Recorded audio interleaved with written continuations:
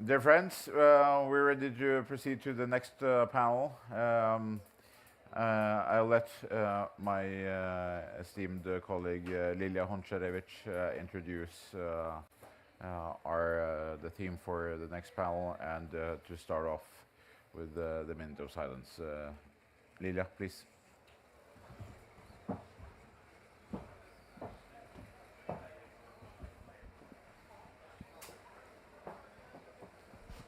Dear friends, please stand up for the minute of silence and the national anthem of Ukraine. Триває війна, розв'язана Росією проти України. Щоранку о 9 годині на всій території нашої держави згадуємо українців, які віддали своє життя. Всіх. А всіх, хто воював, усіх військових та всіх цивільних. Дорослих та дітей, усіх, хто міг би ще жити, якби Росія не почала цю війну. Вічна пам'ять кожному, хто загинув за Україну.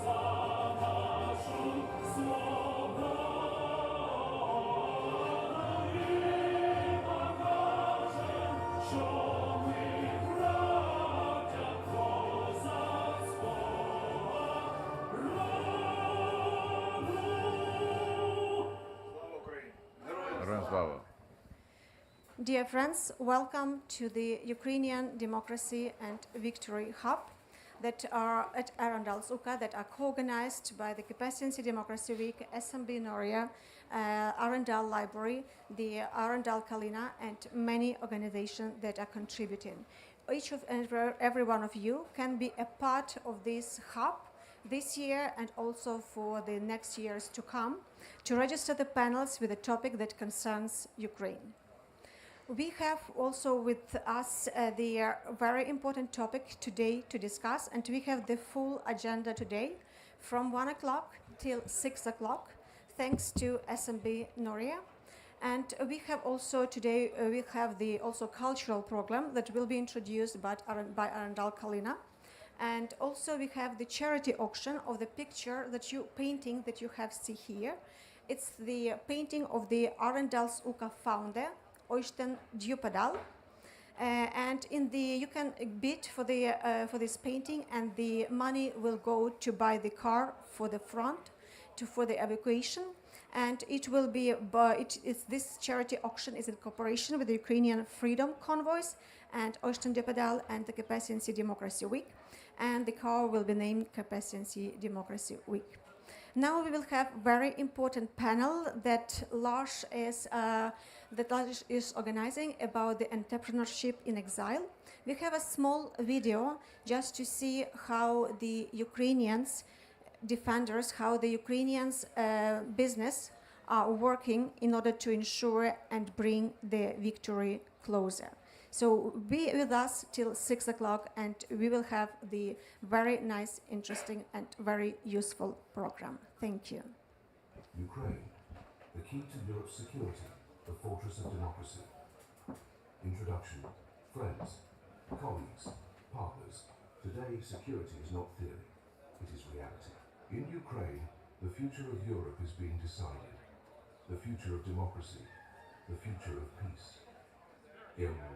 Without Ukraine, there is no security. We are holding back an army that challenges the very right to be free. Every day of our resistance is a day without missiles hitting Warsaw, Riga, Oslo. History has already shown that hesitation before a dictator costs thousands of lives. So supporting Ukraine is not charity. It is your own shield. 2. Drones. Our eyes, our hands, our weapon. We fight with intellect and technology. Our drones stop convoys, destroy ammunition depots, save lives. They already set standards that could become the backbone of NATO security. That is why. More funding, direct deliveries, joint production. Now. 3. We are the DNA of freedom. From Maidan to the front line, we have proved freedom is worth any price. We have no cult of personality. Our only cult is dignity. And every day we prove democracy lives only when people fight for it. 4. The fortress of Europe. Without a free Ukraine, the front line will run along NATO's borders. Today we take the hits so they don't reach Berlin, Paris, Oslo. Do not let this fortress fall, because if it falls, no one will be safe. Conclusion. We are not asking you to fight for us. We are asking you to protect our shared home together. Freedom, democracy, peace. Together, we will win. Together, we will preserve Europe. Glory to Ukraine.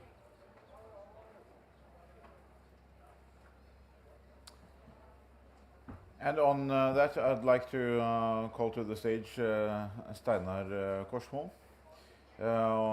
On this subject, we're speaking about how businesses can create the future both for Ukraine and Ukrainians and a valuable contribution to Norwegian society.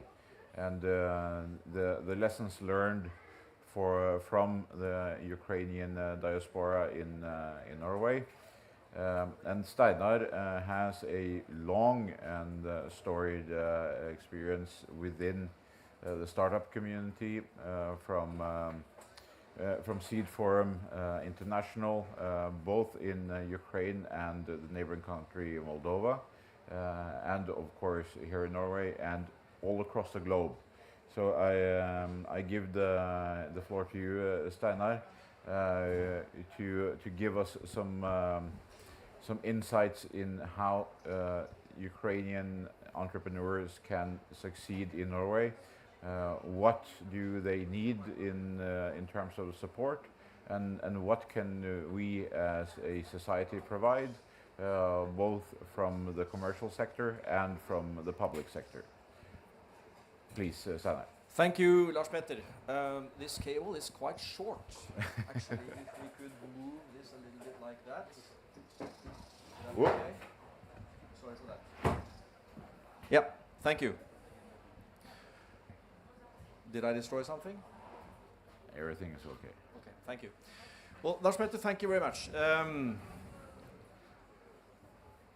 We've been running support to founders in Norway all the way back from 2003 and in Ukraine since 2007.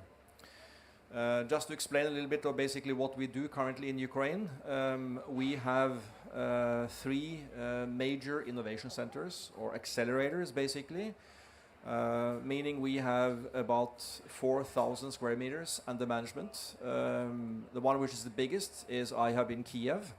which is about approximately 150 meters from the center of Maidan. Currently with about, I think it's about 280 founders, which resides in iHub in Kiev. We have 600 and something square meters in Lviv, and we are just about doubling that simply because of the major, approach to support founders. We also have a smaller unit in Vinica, and I'm proud to say that we are currently evolving also the iHub network in Ukraine into 3 further cities as we speak. We also have a major same hub in Chisinau in Moldova with 4,000 square meters.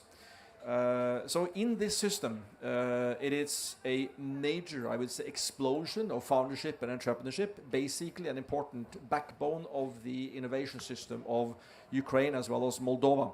I'm mentioning Moldova as well simply because since the beginning of the war, we have had quite a few exile, may I say, founders from Ukraine residing also in our iHub in Chisinau, as well as we have been helping Ukrainian founders as well in Poland, as well as in Norway, for instance, and several other places. Now, currently we help mainly in Ukraine, and this is kind of adding a little bit to the previous debate panel, simply because we have, since the last 2 years, helped quite a few founders in Ukraine, which are veterans. So we are basically accelerating veterans. We're doing that with males, but more and more with females. As you might perhaps know, currently it's about 70,000 female veterans in Ukraine. And many of those are basically involved more and more in innovative things. And what comes out of what veterans basically do, that is basically Miltech and Medtech. So I'm not going to promote it too much anymore because it's also a security question. But basically we're not promoting our iHub network too much these days simply because it's lots of exciting things which happens inside this network in Ukraine simply. Right now, I can tell you it is about 500 up and running startups just around the city of Kiev, which are involved in military technology involvement. If you speak about those founders in Ukraine, which are involved in just Miltech involvement, it's several thousands, right? What we saw from the beginning in 2000, after the outbreak of the war, was a float of founders, particularly from Kiev and eastbound of Kiev towards the west. So our network, our innovation center in Lviv was overcrowded. That's why we're also currently more than doubling our space in Lviv. This has turned, fortunately or unfortunately, a little bit, back to where it was, because I was particularly involved in helping 280 something founders from Kiev to actually run out of the country, females. 100% of those are back in Ukraine. 100% are back in Ukraine. And this is really what it's all about, because it's a brain drain in Ukraine currently within academia, within many other sectors. So that's why it's very important for us exactly to help particularly female Ukrainians, which are residing, for instance, in Norway, in Sweden, in Finland, and other countries, basically to found, startups here. But it is very important that those females has a fast track also to return to Ukraine simply within, our system. So that's why we actually set up a fast track back to Ukraine. It means that our teams in Kiev, Lviv, Vinica, and so forth are basically helping females in Norway to actually set up, a company in Ukraine. They have a place to work, etc., etc. So this is very important. That's kind of the infrastructure for it. But in addition, also the methodology is very important, because if you want to found a lifestyle company, or if you want to found a company which is a fast growth company or somewhere in between, that depends very often on the mindset of the founder. So in our accelerator program, which runs currently more than 50 countries around the world in a global melt, Ukraine is a very important part of that, simply supporting basically, as I said, females, right, to basically re-establish business back, but then in Ukraine. So to be very frank, we're not really supporting Ukrainian founders in Norway, Sweden to found, their companies in Norway and Sweden and beyond. we're helping to basically found the companies in Ukraine. And that's a very important thing. So it's the infrastructure and it's the methodology to do this. But of course, the alternative is also for many refugees in Norway, of course, to be founders, to run their own business. You know, not necessarily to think growth, but within that particular sector, we also advise the founders, Ukrainian founders in Norway, also to do their sole tradership, personlig foretak, right? Within, you know, their I would say the industry they actually basically come originally from. But the main task we're doing is basically to help Ukrainians to found companies and basically reside back into the Ukrainian innovation system. That's basically what we're doing. Thank you. Thank you so much for that insight, Steinar. I'd like to ask you to expand a little bit on the projects that you have already done in Ukraine and Moldova, because they are closely connected, and how we can take some of the lessons learned there into Norway, to both for the diaspora community in Norway and the refugees that are currently residing here. How can the Norwegian business society and society at large lay the groundwork for success stories for Ukrainian entrepreneurs here in Norway? It's a lot of important learnings from what has been evolved in Ukraine. When we started, as I said, you know, to support Ukrainian entrepreneurs back in 2007, it was, sorry to say, basically nothing. Nobody knew what was a startup, basically, and so forth, right? So it's been an enormous involvement of the Ukrainian innovation systems since then, right? Not only the founders part of it, but also the investor part of it. Now you, at least before the war, you had a functionable and a business agent network, you had the venture capital association, and a more and more integration of Ukraine into the global innovation system. Fortunately or unfortunately, I think that Ukraine before the war was very focused on the US and Silicon Valley, right? And what we see now is because of the joint effort and the support, particularly from Norway, for instance, is also a greater interest to basically interact with founders in Norway, right? So one thing is to make founders established back into Ukraine, but also the mentorship to basically interact. And one thing here which is very important, which very few probably think about or know, is actually that the Ukrainian academia is extremely strong on world level, simply because the heritage in Ukraine since the Soviet Union comes out of the previous military industrial complex. And it's an enormous opportunity within technologies in Ukraine, still within research institutions, which kind of still, you know, exists, right? And falls out of shelves and drawers. We have been working very closely in an MOU we have had for many years as actually the only external organization with the Ukrainian Academy of Science, with many research institutions and universities, to basically commercialize also academia, or basically spin-offs from academia into particularly the Norwegian innovation sector. Our activities in Ukraine has been very donor-driven. The reason why we came to this level, as we currently have with the iHub network, is that we were the biggest operator on behalf of the Norwegian Minister of Foreign Affairs. With our innovation system, which was called UNINI, the Ukraine Norway Network Innovation Initiative. UNINI, it's a difficult name, right? And the same type of project in Moldova, same we also had in Georgia. And that's basically a support already from the Norwegian, let's say, donor sector through the Minister of Foreign Affairs, already back since Maidan 2 in 2014, right? So we were able to build the infrastructure as we currently have today in a public-private partnership relation with the respective cities, because founders do not have much money to pay for, right? A place to sit and to work, right? An internet connection, all these things. But what we've done with Klitschko, we have actually agreed that the city of Kiev supports, you know, the project with our free access to basically the building of the previous Romanov Bank, the bank of the Tsar family, right? It's a historic building, right? Kreshatik number 10 on the main street of square, just in the heart of the city. 2,000 square meters approximately. And the reason why is that they lend us the building for several years, right? And then, of course, we are able to reduce the cost on office cost and so forth. The same we have with Sadawi and his administration in Lviv, the mayor of Lviv. And the same we have with Vinica, right? If not, we wouldn't have been able to do this. And that also, in donor-wise, from a Norwegian point of view, means a great contribution from the Ukrainian side. You know, this is, you know, the way it's been set up. So that's why we were able to build, you know, the innovation system of network to a sustainable level, right? Which is quite rare out of Norwegian bilateral projects, but we were able to do so.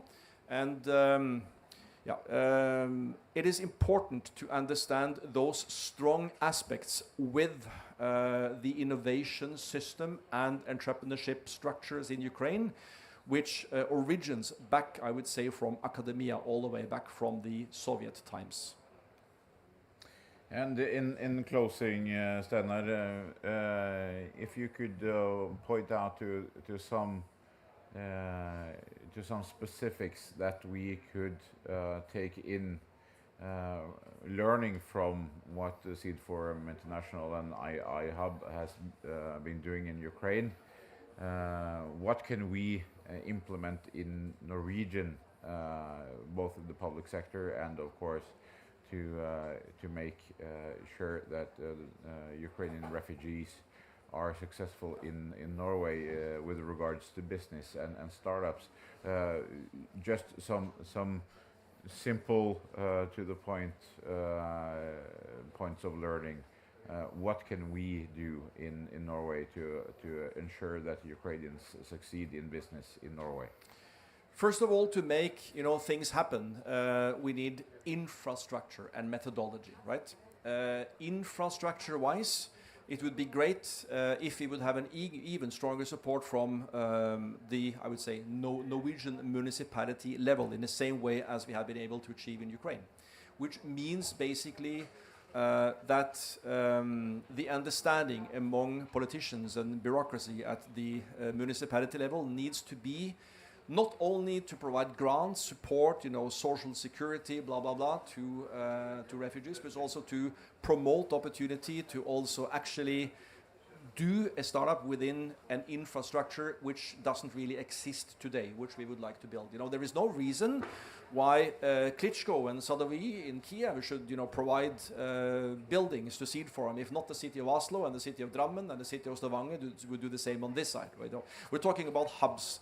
That is also a take we had from actually our previous panel today, right? We need hubs to work in, meeting points, basically, right? And then networks and all these other things comes around it. You know, that's basic. Secondly, it is the methodology, because within our accelerator program, we have designed it related to culture. So it means that we're quite tough in the accelerator aims when it comes to founders in this part of the world, right? In Norway, so far, we're more the American way. But if we look at the accelerator program, for instance, in Ukraine, for veterans, for instance, we have amended the program so it also, for instance, has a particular module for fixing traumas, right? So it's a more an amended program, and you need to do that particularly for some specific groups, right? Which we, for instance, have done for veterans. On top of this, I would have a wish that, generally speaking, politicians and the, I would say, at least lower and even higher level bureaucracy in this country would understand the effect of how entrepreneurship would actually, using more of the donor money practically, right, that we are actually providing to Ukraine, to build infrastructure, you know, in the receiving country, to basically evolve, you know, the new economy and support local guys and girls, right? Basically to do own startups. That is a very, very important thing, which is, it's coming, but it's coming very slow. When we see some, I would say, some units in Norway, some public units in Norway, which could really do a little bit of new thinking in that regards. That's my biggest wish. Thank you so much, Steinar. And I think we all can agree that the way forward includes Ukrainian entrepreneurs, both in Norway and Ukraine. I thank you for sharing your insight and your experience in the field. So please give a hand to Steinar Korsmo.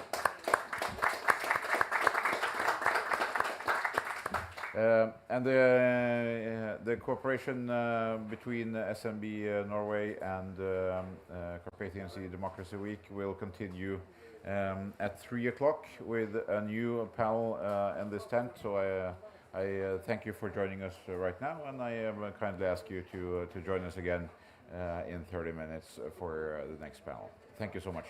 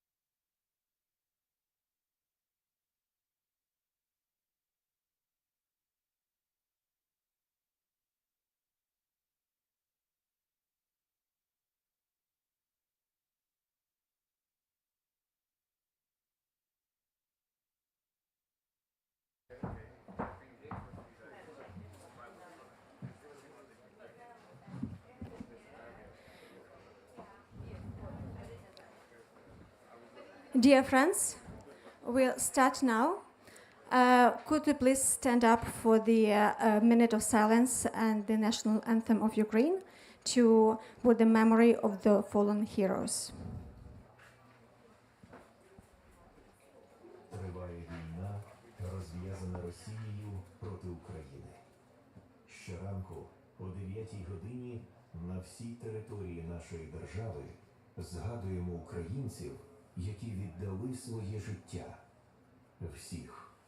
А всіх, хто воював, усіх військових та всіх цивільних, дорослих та дітей, усіх, хто міг би ще жити, якби Росія не почала цю війну. Вічна пам'ять кожному, хто загинув за Україну.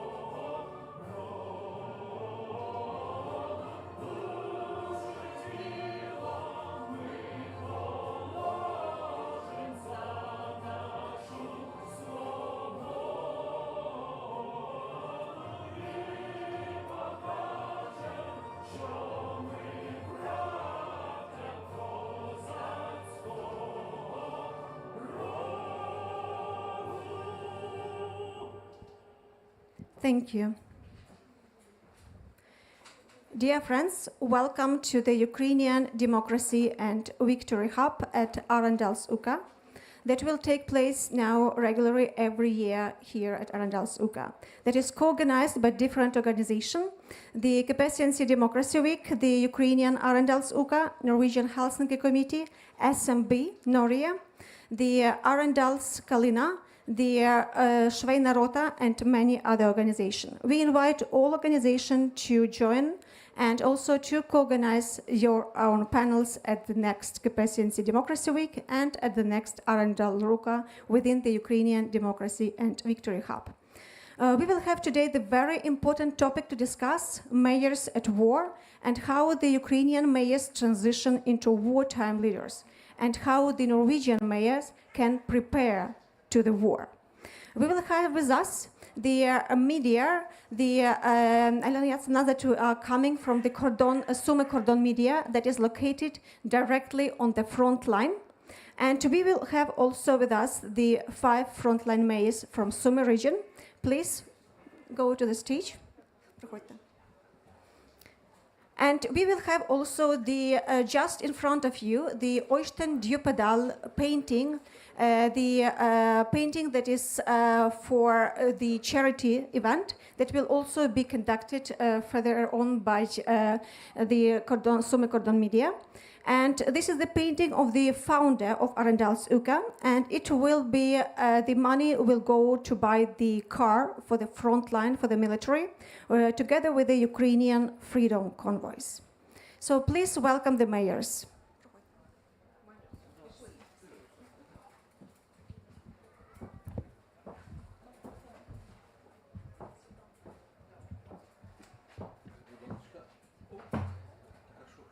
Надо комусь. Комусь треба переводити, так? Да.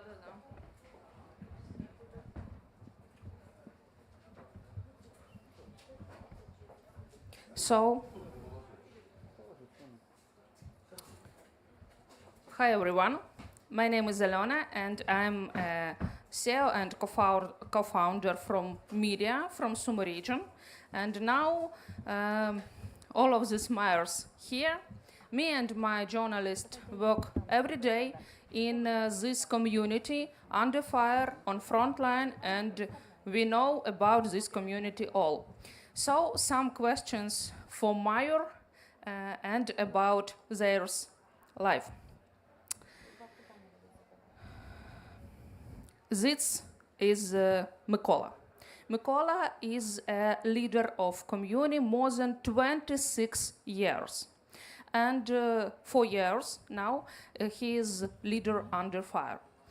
Mykola live and his village is later and close to the border. In Mykola's second floor, on his home, we can see Russia. And one winter evening after shelling, I come to visit to Mykola community. And in less than 2 hours only after the shelling, and all broken window and roofs were fixed. It's really fast recovery, and they even put new glass, not boards, because life, even in war, should stay and beautiful. So my next questions will be in Ukraine, and Svetlana help me with translate, yes, with speaking with leaders. Пане Микола,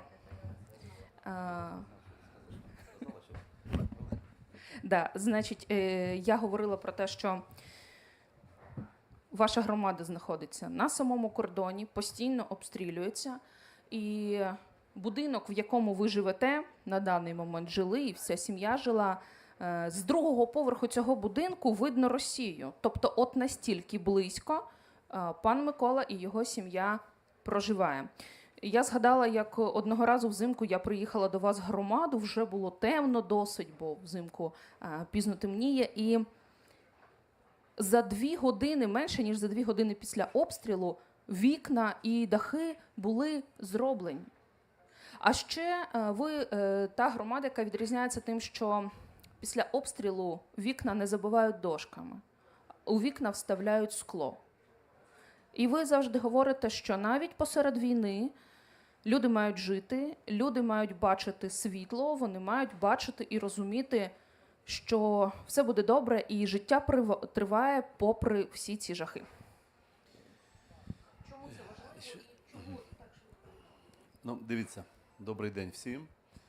Welcome everybody. Ви знаєте, це така була, мабуть, така, наша ідентичність була така, таке бажання доказати ворогу про те, що він він близько, він бачить, він розбиває, він думає, що ми будемо панікувати. Але ми йому доказували, що все рівно ми тут, ми господарі цієї землі, і ми тут будемо жити. Він думав про те, що якщо він зруйнував будинок, то люди всі побіжать і будуть тікати, виїжджати, тікати і все. А люди жили. І були Yes, Mykola says maybe it's a part of our identity, just to show our enemies that we are here, we are on our land. And even if it is a war in our country, we have to live in a good way. We have to show that we are just on our own land, in our country. І ще я хочу сказати те, що ми цим хотіли доказати йому, що все-таки те, що він обстрілює, те, що він вбиває людей. До речі, вже в перші дні у нас були загиблі цивільні. Але люди все рівно трималися своєї домівки. І колись до нас приїхали, як почалася Курська операція, приїхали з Австралії кореспонденти, і вони задали мені питання, коли побачили нашу землю, розбиті будинки, і побачили людей, які борються, остаються, захищають свої домівки, то він сказав, у вас така прекрасна природа, у вас така чорнозем плодородний, я знаю, за що ви боретесь. Ви боретесь за землю. Yes. And we are continued just to be in our own place, in our villages, in our towns, and we were defending our land. And we just wanted to prove our enemies, to show our enemies that we are strong. And there was a situation when one delegation from Australia came to our place, and they were so excited. They said to us that our nature is wonderful, it's beautiful. And they said, and now we know why you are fighting so strong. You have a very beautiful country, a very beautiful nature. Now we know it. І я йому відповів тоді, кажу, да, ми боремося за землю, але не за чорнозем, не за її плодородність цієї землі. Ми боремося за ту землю, на якій ми народилися. Ми боремося на ту землю, в якій знаходяться могили наших батьків і матерів, дідів і бабів. Тобто, ну, розумієте, да? Ми боремося за нашу рідну землю, за нашу історію, за нашу рідну Україну. Там, де ми народились, там, де ми хочемо прожити своє все життя. Yes, because Australia, they were also excited about our soil, by our rich soil. But our answer was that we are not only fighting for the rich soil of Ukraine, we are fighting for our country, for our people. We are fighting for our cemeteries where our parents are buried. That's for we are fighting. І як доказ тому, в перший день війни, 5 годин ранку, коли ворог, росіяни зайшли в нашу громаду, наша громада перша, одна з перших, в яку зайшли вони, то через день уже самі цивільні люди, не маючи зброї, з охотничими рушницями, навіть з ножами, але згуртувалися і більше 100 чоловік чинили супротив, по-українськи, правильно, да? Чинили супротив окупантам. And our people, from the very first day of the war, when the enemy came to our land at 5 o'clock a.m. in the morning, our people, they just gathered together, and we had over 100 people. They were civil people who just were ready to fight without weapon. Наша громада трималась до останнього, але, на жаль, сьогодні ми маємо такі не дуже приємні факти, тому що громада наша, частина є окупована, а частина повністю розрушена. На сьогоднішній день в нашій громаді немає жодного жителя. Ми всі повністю евакуйовані, тому що там нема можливості. Є територія, але нема людей. Нема можливості жити. Зруйновані всі адміністративні приміщення, зруйновані школи, зруйновані медицинські заклади, дитячі садочки, бібліотеки, культурні заклади. Знищено все. І знищені всі будівлі людей. Our community was fighting to the last, but unfortunately now there is no possibility to live here. We have a territory, but we have no infrastructure to live. Schools, hospitals, all the infrastructure, it was ruined. It's a problem. All the people were evacuated.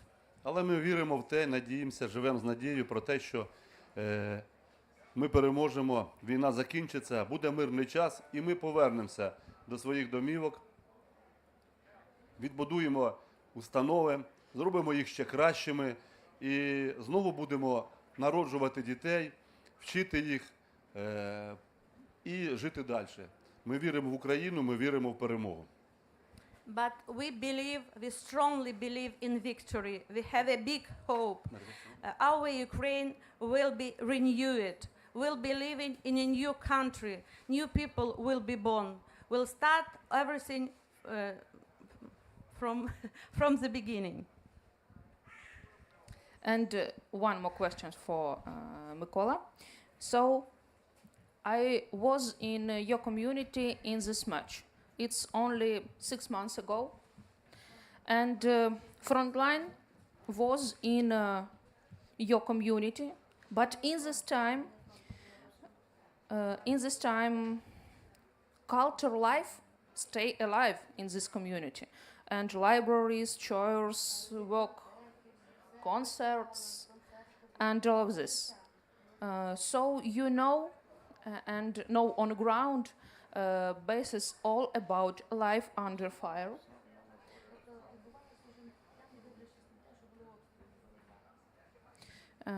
Why you do it? And да. І чим можете поділитися з Ну, дивіться, мета була одна жити до того, щоб хоч якась крапля надія є для того, що ми тут останемося жити, ми трималися до останнього.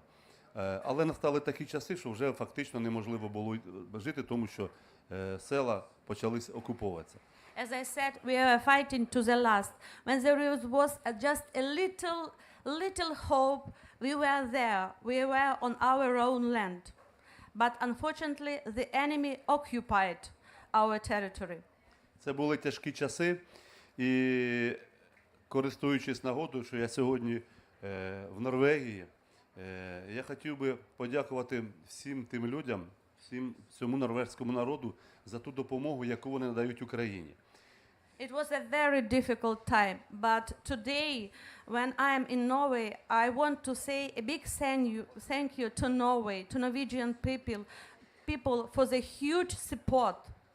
І мені сьогодні приємно було бачити тут саме Ларса, який був модератором. I was so happy to see here today Lars, who was a moderator. А також наш друг, наш товариш And also our friend Tur. Це ті люди, коли нам було дуже тяжко, вони пригнали нам машину екстреної медицини. These are people who, in the most difficult times for us, they just brought a very important car for us to help us. Ця машина спасла більше 50 людей життя. And this special car, she saved over 50 lives. Вона вивозила поранених цивільних людей, людей, яких маломобільні, які не могли виїхати потім, коли евакуювали наші села. От, то ми цією машиною вивозили. With the help of this car, we could help many wounded, many people who were sick. It was just a big help for evacuation. І сьогодні ця машина працює в нас, надає допомогу саме тим людям, які евакуювалися, але вони маломобільні, вони не рухаються. І ця машина швидкої допомоги, яку пригнали з Норвегії наші волонтери, вона сьогодні працює для жителів нашої громади. Тож ми ще раз всім вам вдячні. Я знаю, що ці люди, ці волонтери, вони багато машин пригнали. Більше, наскільки я знаю, більше 380 там, чи майже 400. От. І ці машини цивільні сьогодні допомагають не тільки нашій громаді, а всьому прикордонню, мабуть, України. And this car is still helping our people in Ukraine. And you know, volunteers from Norway, they helped to bring to Ukraine over 300 cars to the whole territory of Ukraine. And this a huge help to Ukraine, a support also. Дуже радий, що маю можливість на норвезькій землі подякувати норвезькому народу за ту допомогу, яку вони сьогодні надають. І скажу навіть більше, мабуть, разом з нами борються за перемогу проти цих окупантів, проти фашистів, росіян, там, як їх назвати сьогодні, я не знаю, як назвати, але це не люди. Це не люди. Якщо людина вбиває людину, цивільну, малу, стару, то це не людина, це істота. То ми всі разом боремося проти цих істот. And I am so happy today to be here in Norway and to say thank you personally to Norway as a country, to Norwegian people for the huge help. They help us to fight with the enemy. The enemy is cruel. They kill our children. They kill our people. They are not real human beings. They are just beings. Thank you. So, Sumy region, it's have a longest border with Russia. It's more than five. It's more than 1,500 kilometers together with Russia. So, and now these three beautiful guys, all of them is its leader of communities of Konotop district. Konotop district was occupied by Russia army in first hours when war started. So people who lived in our communities didn't understand what to do and what was happening, and you don't know too. But all of us choose stay between. But all of us choose stay with people and in our community. So it's a question: how did you choose between your safety and your mayor's duty?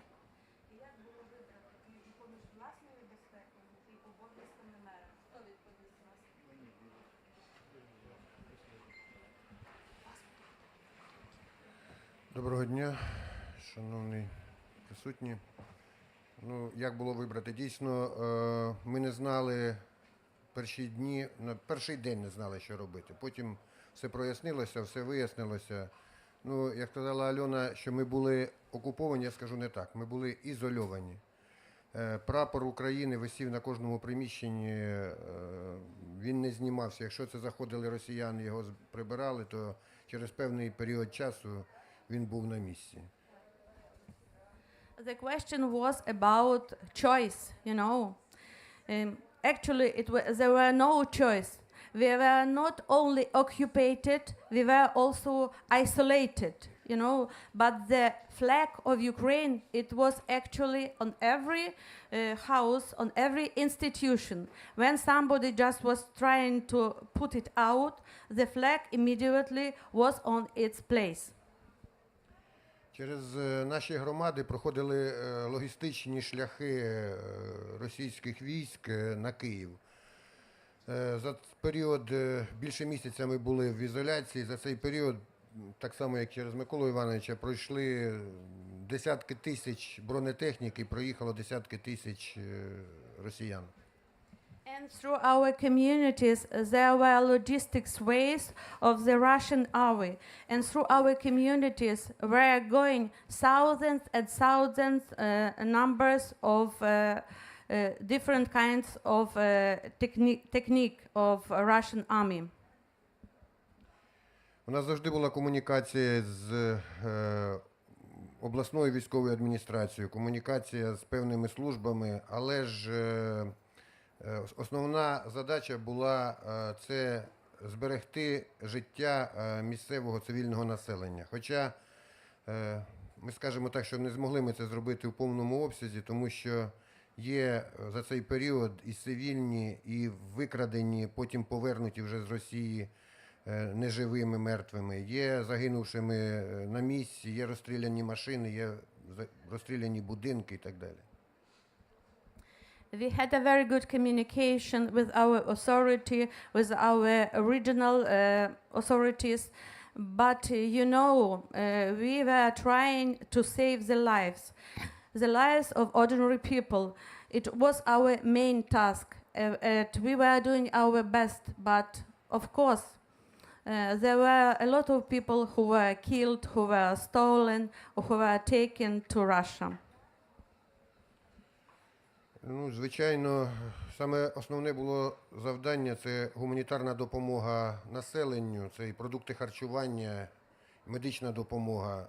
Це було занадто важко зробити, тому що основні логістичні шляхи були перекриті російськими військами і не давали можливості завозити на наші території ці всі речі. And our main task was humanitarian help to people, as concerning water, food, clothes.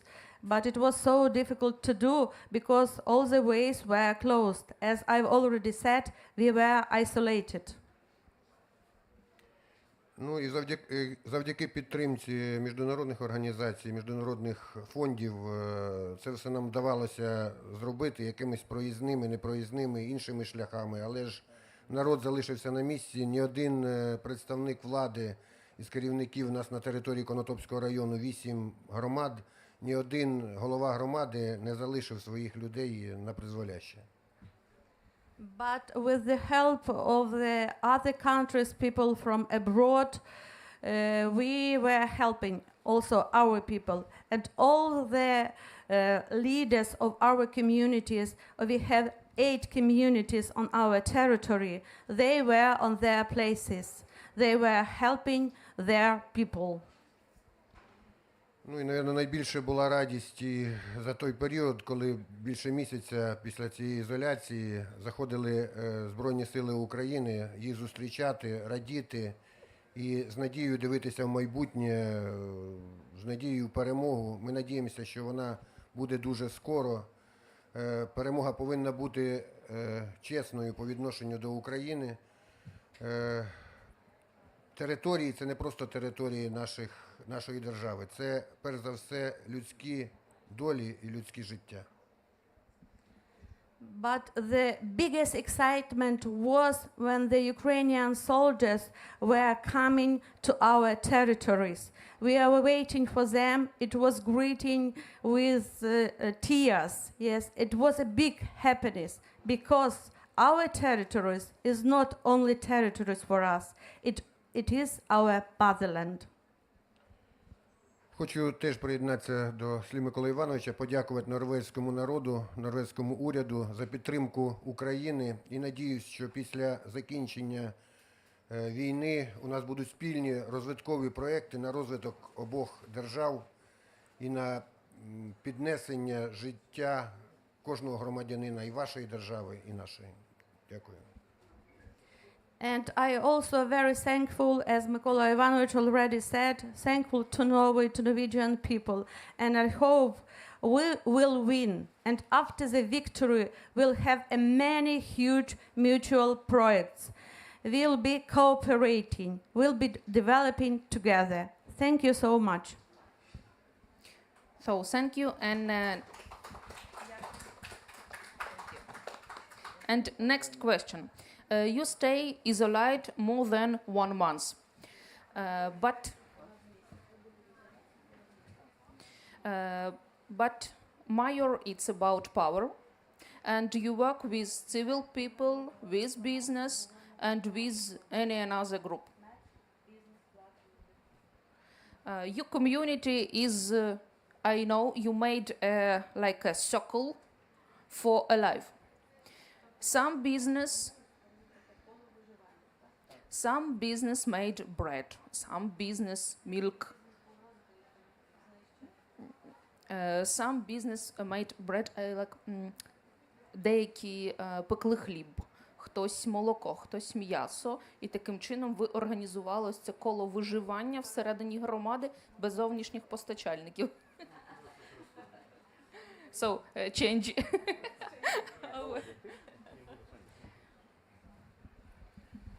Доброго дня. Maybe I need to Чутно? repeat my question in English, no? Доброго дня. Наша громада була деокупована більше місяця.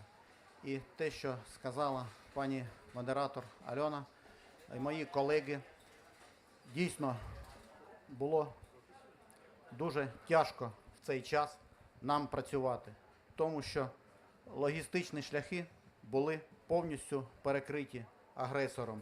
Продукти харчування, які в першу чергу необхідні для життя, в той час для того, щоб вижити, не дати ворогу далі йти по території України і продвигатись далі.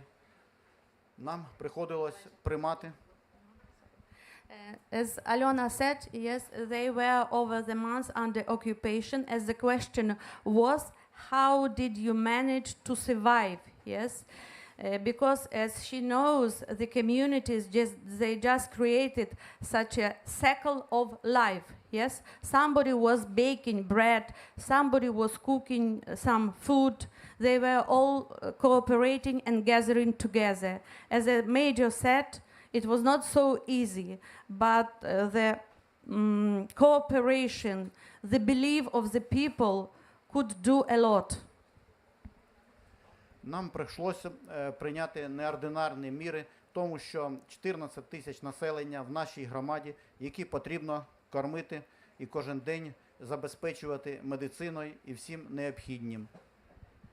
They were just working in an ordinary situation because there were 14,000 people, and people they just need food, clothes, everything to be alive. Завдячуючи співпраці влади на території громади, бізнесу, який залишився, і в першу чергу, звісно, людям, які підтримували нас усіх, ми їх. І таким шляхом ми організували місцеве виробництво продуктів харчування. Люди залишилися з продуктами, було що їсти і витерпіли ці 1,5 місяці. Також були проблеми з медициною. And because of the unity of all the people in community, we just survived. You know, we were isolated, but we just started to produce our own food. We just started to help people with medical equipment, with medicine, and it was not easy period, but we did it. І коли ці 1,5 місяця ми устояли, і ця нечисть ушла з території нашої громади, то ми почали далі допомагати нашим захисникам. І до сьогоднішнього дня їм допомагаємо спільно з вами, мешканцями Норвегії, норвезьким урядом, за що, користуючись нагодою, також вам дякую. Тому що, як говорять в нас на Україні, гуртом і батька легко бити. От гуртом ми поборемо всю цю нечисть і переможемо.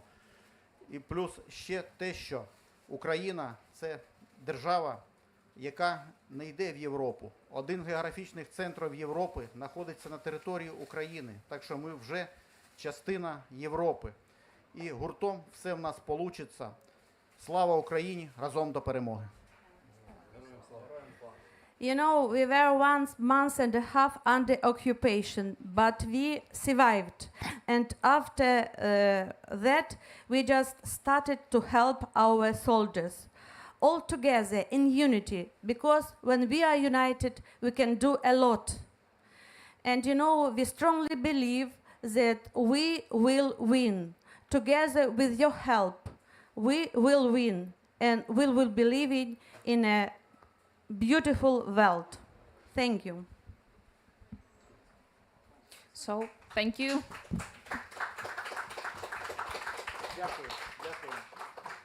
I have a time for one more question to...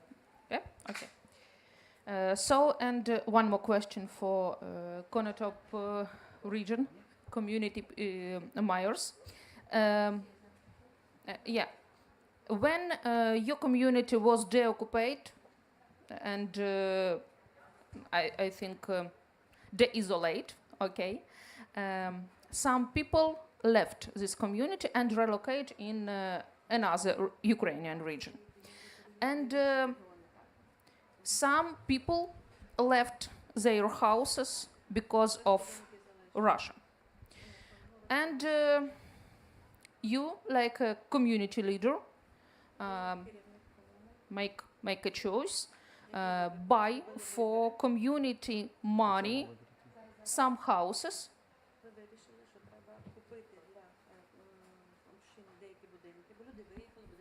And people who stay without houses, will be free to stay in new community houses. So talk about how you think about it and what is now. What about this choice?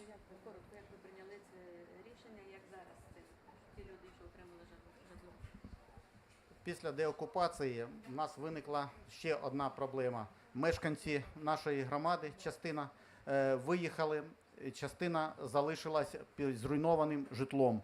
Громада прийняла одноголосно рішення, дякуючи депутатському корпусу, 100% було прийнято рішення на виділення коштів з бюджету громади на ремонт тих помешкань, які можна було відремонтувати і які повністю були зруйновані, то ми за кошти громади людям придбали нове житло, тому що в населених пунктах є будинки, які набагато були дуже в гарному стані, і було краще придбати готовий будинок, чим його будувати. Yes, after the occupation, some people they just left our territory, but some people they were without a place of living, and that's why we made a decision. Those 3 houses who were without people, uninhabited, we just decided to give to those who was in great need. And up to now, we just lead this course. We doing all together, we are helping each other. And it was, he said, it was an easy decision. I didn't think a lot. It just was, situation was difficult, we had to do something. We did it without thinking too much. But it was really good decision, and thank you for Konotop District Mayors. So, and my last questions. Дистрикта Конотопського району, мером Конотопського району, дякую. All of us, yeah. No Konotop Mayor, no Konotop District communities. So, and my last question to Mayor of Lipova Dolina. Lipova Dolina, it's a community, I think 100 kilometers from border, like this. Like this, yes. And now, I think it's so close to front line, like we stay in Norwegian. But in some region, it's really long. It's a really more kilometers. So now you organize in your community people who relocated from Hotin Gromad, from any another frontline communities to your community. What are you doing? Maybe you building houses, you building school, or something like this, or maybe new workplaces for these people. What are you doing, and why people from frontline, from border, choose your community for living? Доброго дня. Я, на відміну від своїх колег, не буду розповідати про початок війни. Він десь був приблизно однаковий. До нас, коротко скажу, що до нас тільки в одне село зайшли російські війська, був невеличкий бій, потім вони вийшли і більш не заходили, але були ми ізольовані з 3 сторін. Відбувалося все аналогічно, як в інших громад. Все ми витримали, все зробили. Ніхто із нашого керівництва нікуди не втік, всі залишились на своєму місці. Але зараз наша основна задача – це приймати людей, які вимушено переселені. Ми прийняли декілька сот. I will be not talking too much about the beginning of the war. It was just the same situation. I just want only to tell that the Russians came into our village during the first days of the war. They came and they just went out, and but we were isolated. We were isolated from the 3 sides. But our community, our people were doing all their best to survive, to be alive. Декілька сотень людей ми розмістили в сільських будиночках. А зараз настала така проблема або нова подія. За допомогою міжнародних партнерів ми будуємо нові містечка для переселенців. В першу чергу це будуть заселятися люди, які мають багато дітей. На цьому етапі вже на сьогодні побудовано 4 будиночки. Я думаю, за місяць вони будуть поставлені і потім буде приєднання. But we are helping people from the other communities, especially we are helping people from the border region, those who just they don't have any places to live, they come to our community. I don't know why they choose our community, because maybe we are friendly, we help each other, and now we are just building 4 houses, and I hope these houses will be ready in a very short period of time. У нас в громаді створена соціальна програма, і ми по цій програмі допомагаємо всім переселенцям коштами, слухаємо їм їхні всі потреби, і дрова, і харчі, і багато чого інше. Але давайте скажіть. In our community, we have created a special program to help people from the other regions. And we help people with everything. We help with food, with clothing, we help with medicine. Але основна наша болюча проблема, як і проблема всіх громад і регіонів України, це те, що наших більше 500 хлопців воює, і десятки загинули і поранені. Дуже боляче дивитися на сім'ї тих людей, які втратили своїх синів, чоловіків і рідних. Це саме болюче. Але ми віримо в перемогу, все для неї робимо, і вона обов'язково настане. Слава Україні! Yes, we work together, but maybe the most difficult task for us and the most challenging is that over 500 of our people, they are in the war. Many of them were killed. These are our children, our parents, our brothers and sisters. And it's a big trauma, but we believe in our victory. We will win. Slava Ukraini! Є питання ще? I think... Дякую. Yeah.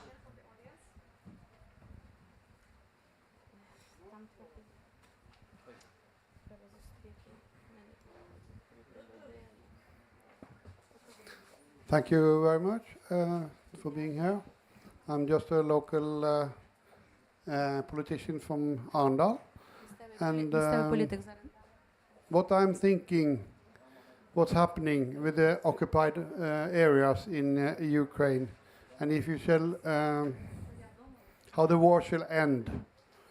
Will these occupied areas go back to Ukraine, or will Putin have this border so you lose it? The other thing I think is that the Norwegian government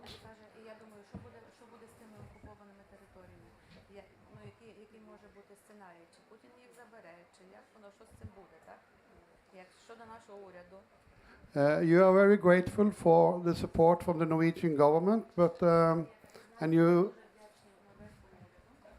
talking about 4 houses. We need many millions.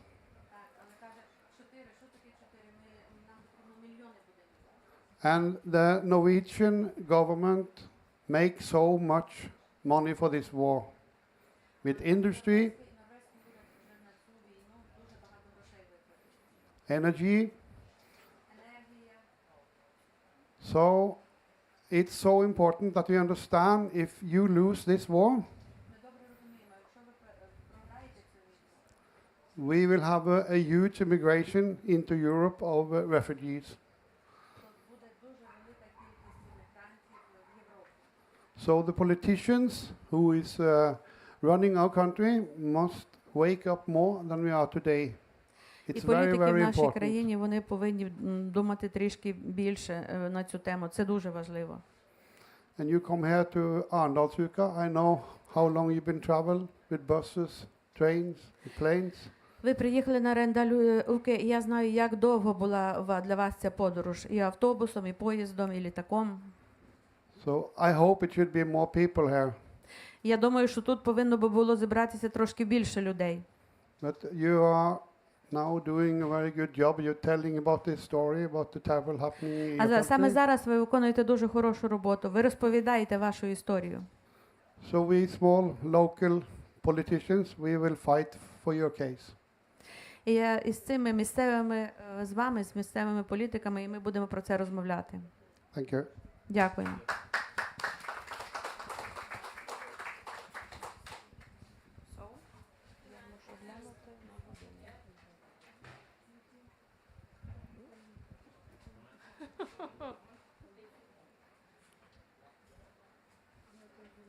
Дякую. Добрий день. I'm Sheena. I'm a Norwegian nurse. Я норвезька медсестра. I've volunteered in the front lines of Ukraine. In Вона волонтер. Bakhmut, Kharkiv, Бахмут, Харків, Kherson, Херсон, Pokrovsk. Покровськ. I haven't been to Sumy, but I've been close. Я була там дуже близько, так, це до мене близько.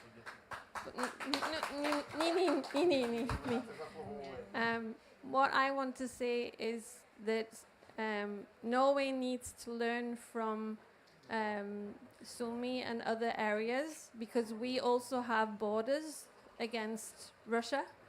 І каже, ми тепер маємо навчитися взяти урок добре, тому що ми також на кордоні з Росією. We are not prepared. Ми не готові. The medical services are not prepared. Наша медична служба не готова. So we need to learn more from you. So you need to share more, not only to mayors in Norway, but others as well. So thank you for coming to Norway. Ми маємо від вас навчитися, що робити. І мають всі від вас навчитися. І ми дякуємо, що ви приїхали в Норвегію. Ви повинні з іншими ділитися цим. Дякую.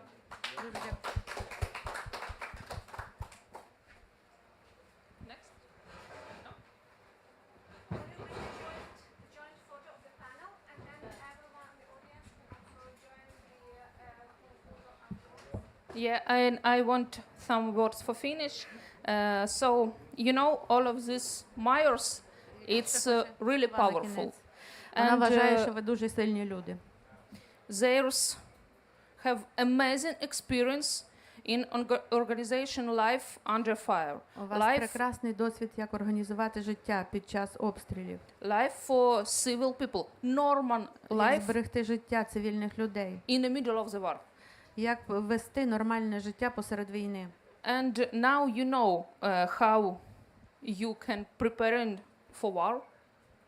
Ви тепер вже знаєте, як треба готуватись до війни, як треба бути приготованим. And I think all of these mayors and maybe some more, I think they are willing to share with you and І я думаю, що всі ці мери, All of може this хтось з experience. них, вони можуть з вами поділитися своїм досвідом, можуть розповісти про свій досвід. they need our help Вони потребують нашу допомогу.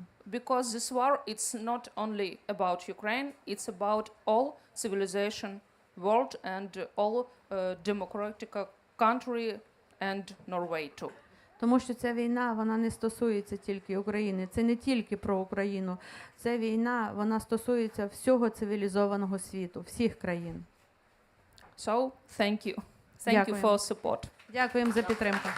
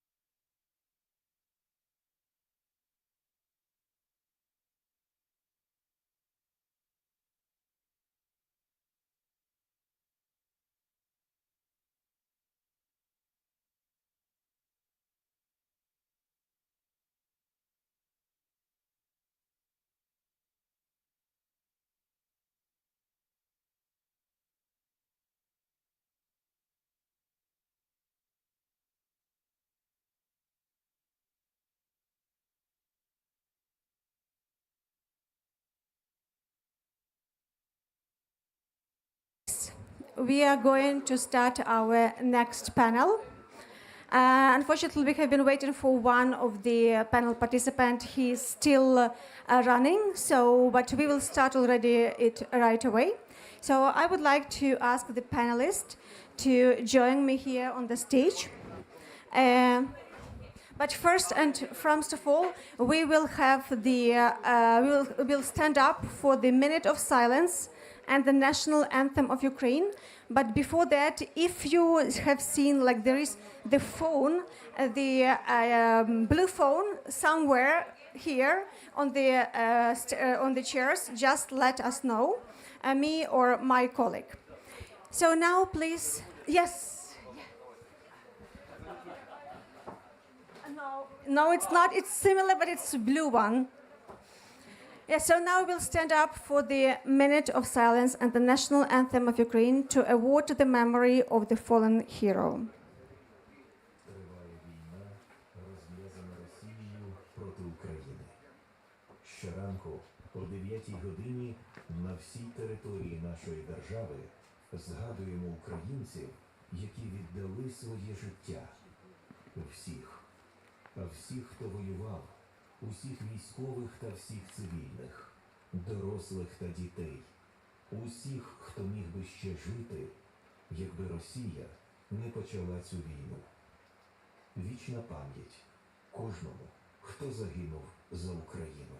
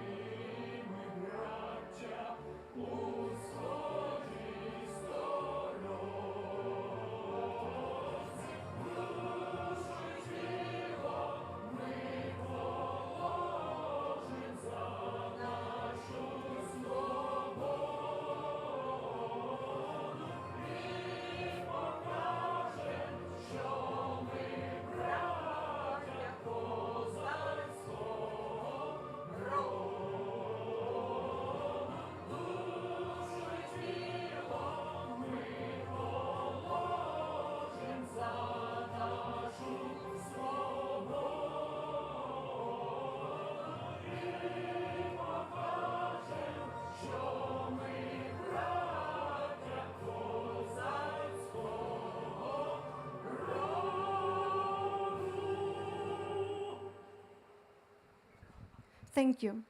Dear friends, welcome to the Ukrainian Democracy and Victory Hub at Arendalsuka, launched first year now and that are going to take place every year since. Thanks to the collaboration of the Capacity Democracy Week, Ukrainians Arendalsuka, SMB Noria, Norwegian Helsinki Committee, Kalina Arendal, and also Arendal Library and many other co-organizers. All of you can join, and together, already next year we can build much more bigger Ukrainian hub. I would like to invite our panelists to join our panel, but before that we'll show a small video. I think you can sit. We'll show a small video. What is it, the Ukrainian Arendalsuka Capacity Democracy Week?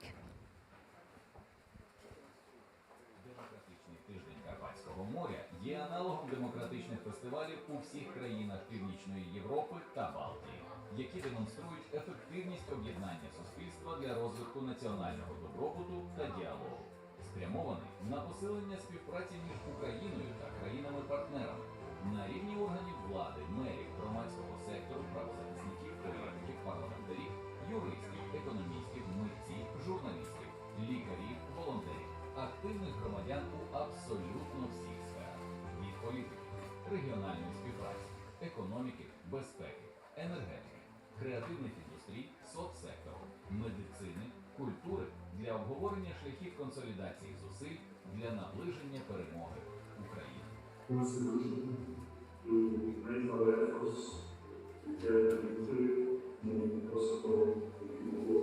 The opening of the very first Carpathian Sea Democracy Week, a historical day for discussion, dialogue and partnership to support Ukraine's democracy. During this week, you are arming yourself with ideas, solutions and partnerships, preparing for a peaceful and democratic future after the war. Let's download the victory together. I look forward to the Carpathian Sea Democratic Week. It's the place where everyone has to be, whether from business, government, civil society or academia. Back to Iceland, because today they are voting and they are preparing the Ukraine package support. For a 5-year guarantee for support for Ukraine. Шановні друзі, запрошую увагу до Шевця, міста, яке цього року стає центром важливих міжнародних дискусій.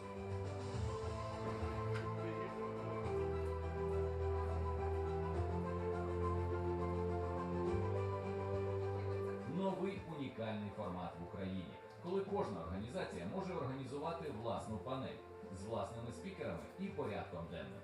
ДТКМ є кульмінацією роботи команди за рік як демократичної платформи, що сприяє розвитку євроінтеграції, ефективній співпраці між громадським, політичним, культурним, освітнім секторами, бізнесом між Україною та країнами Європи. Вдячні нашим спікерам 2024 року, заступнику голови Верховної Ради України, президенту парламенту Норвегії, президентці Нордичної Ради, президенту Балтійської асамблеї, міністерці культури Латвії, міністру податкової політики Данії, засновнику Арендальсуке та багатьом іншим. ДТКР – практична платформа для рішень, дій і синергії між громадами, експертами та міжнародними партнерами. У час війни і перебудови країни саме згуртованість, адвокація інтересів України за кордоном відіграє ключову роль у посиленні підтримки України міжнародними партнерами, що в свою чергу наближає нашу перемогу. Thank you. And now please welcome our distinguished panelist, Amy Becker, the Ambassador of Canada, Mikael Eriksson, Ambassador of Sweden, Member of the Storting, Ulla Elvestuen, Frid Urt Chair, Bort Vagat Soleil, Director of NHO, Idar Kreutzer, Torstein Korsvold, the Communication Director of NAMO,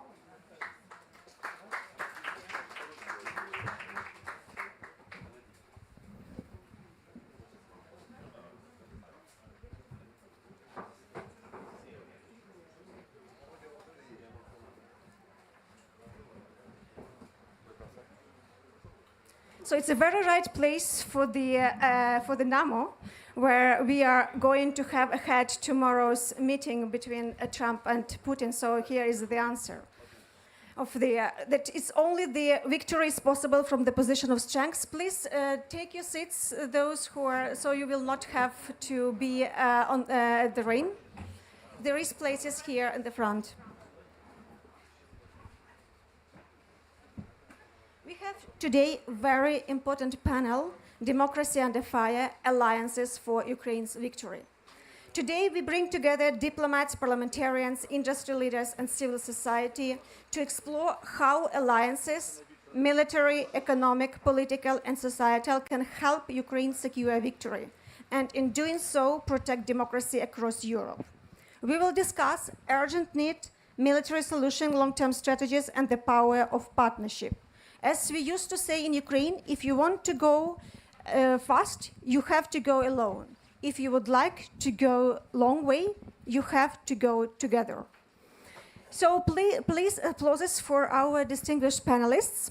that came together here despite there is a rain and almost the last days of the Arendalsuka.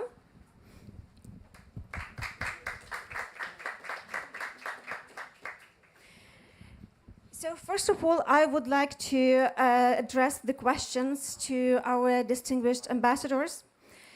How is from your country's position, especially we have here the two continents, Europe and Canada, and we have and America, and also we have the very good perspective because the Nordic countries, it's the big supporter of Ukraine. So gathered together, Sweden, Norway, Canada, is of particular importance when we are speaking about the partnership, and especially when we have been also lately speaking about Nordefco plus Ukraine and also other alliances, how to bring the Ukraine's victory closer. So from your country's perspective, why is Ukraine's victory essential, not only for Ukraine, but also for the security of the whole Europe and the world?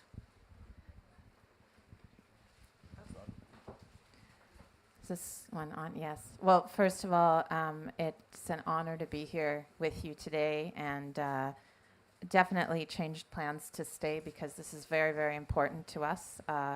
The fight of Ukraine and Ukrainians is a fight that we are all involved in and supportive of. I think it's not just a fight for Ukraine, it's a fight for democracy, it's a fight for human rights, it's a fight for the very way of life that we believe in. And so we all have to be as invested in it as we possibly can be.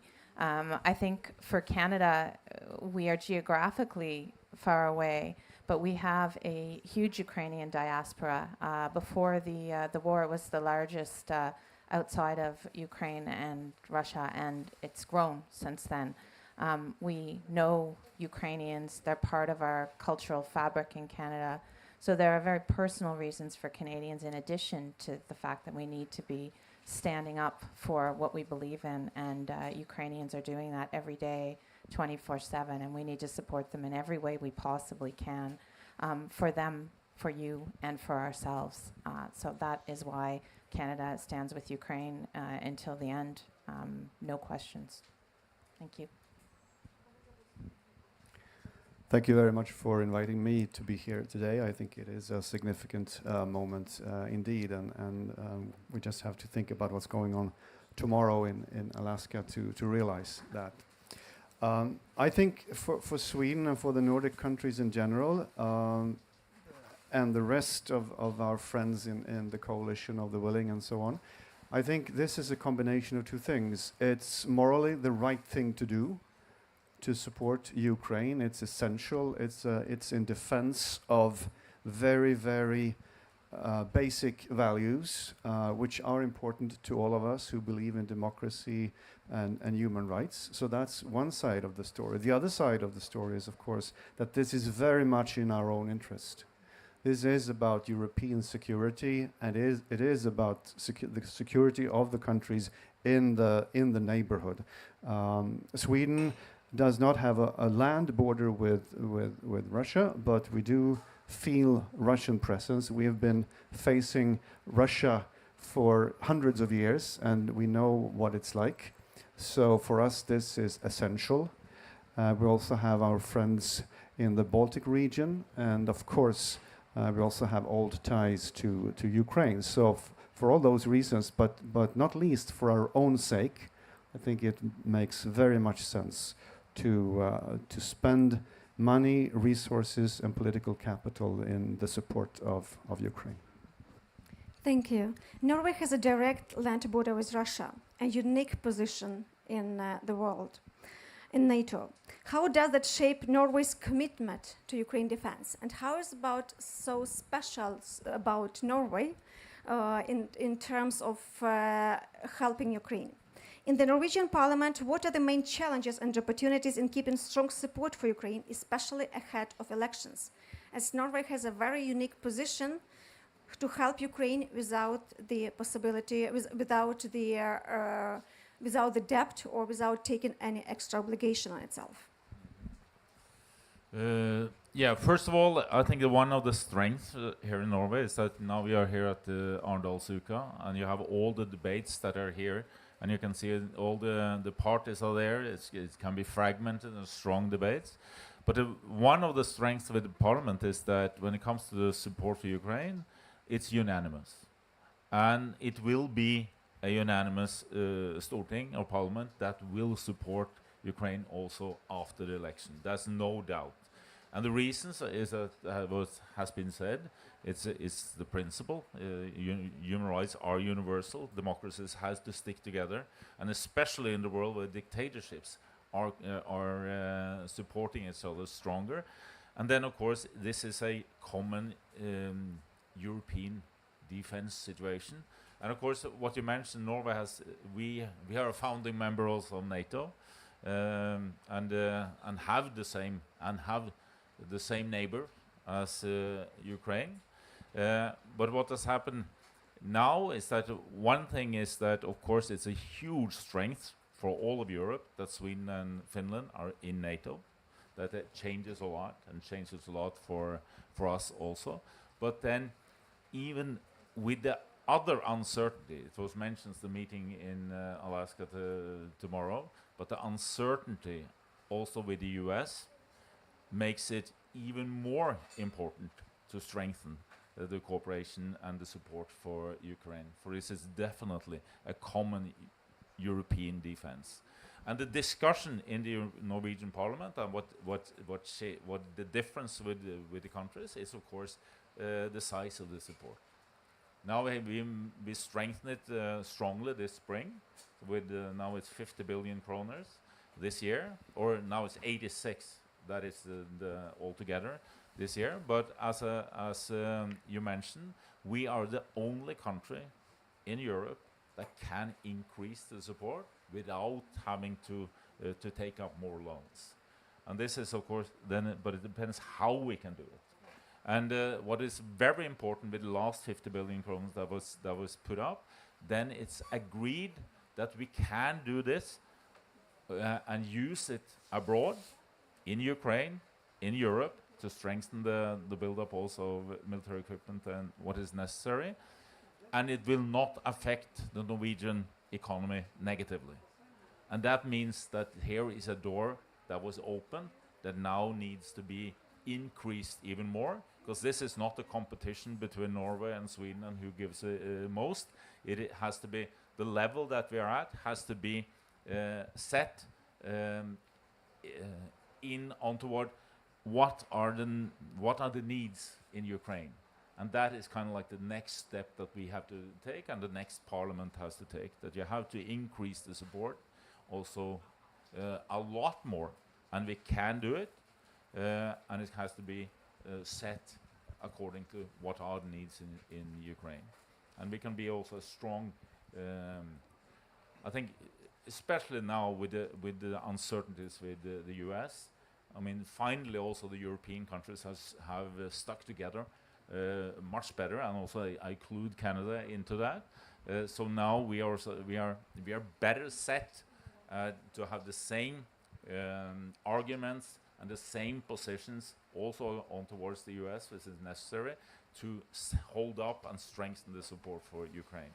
But as with everything else, when it comes to policies and politics, nothing is done until the resources are there and the support are there and is felt in Ukraine.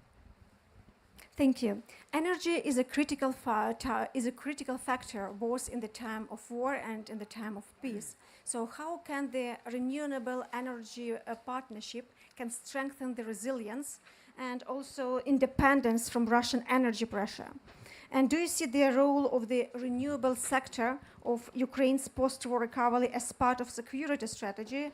And also the question how you can combine all the positions of the chair of the Frittort, the CEO of the renewable energy, and also before the experience to be the chair of the Nansen program, the chair of the NORAD, who is administering the very big package support of Ukraine. So quite a wide portfolio. I'll try to, I don't know if you can include all three perspectives, but I'll try. starting with energy. So, energy is crucial for any economy. You can't run an economy without energy, and not the civilian part, but you can't win a war without energy, right? So when we have invested through civilian support in energy, we also support the ability of Ukraine to defend itself. And that is, of course, what I used to run from Norad, from the government side. But also there are important Norwegian companies in Ukraine, energy companies in Ukraine today, Scatec, Emergent, others who are looking at it. But of course, it's risky. I would add to that so I've seen, of course, the Norwegian government support. I think the military part has become strong. I think the civilian part has become very strong. We are, no offense, but we spend more in civilian than all the other Nordic countries combined. But I think we have to develop the business part. Norway is not always at its strongest when it comes to cooperation between the private and the public sector. And I think energy is of course key to that, because it's so essential, because Norway is an energy nation. We have huge companies, different technologies, and also because of the capacity of the Norwegian, the financial capacity of Norway that Ola spoke to.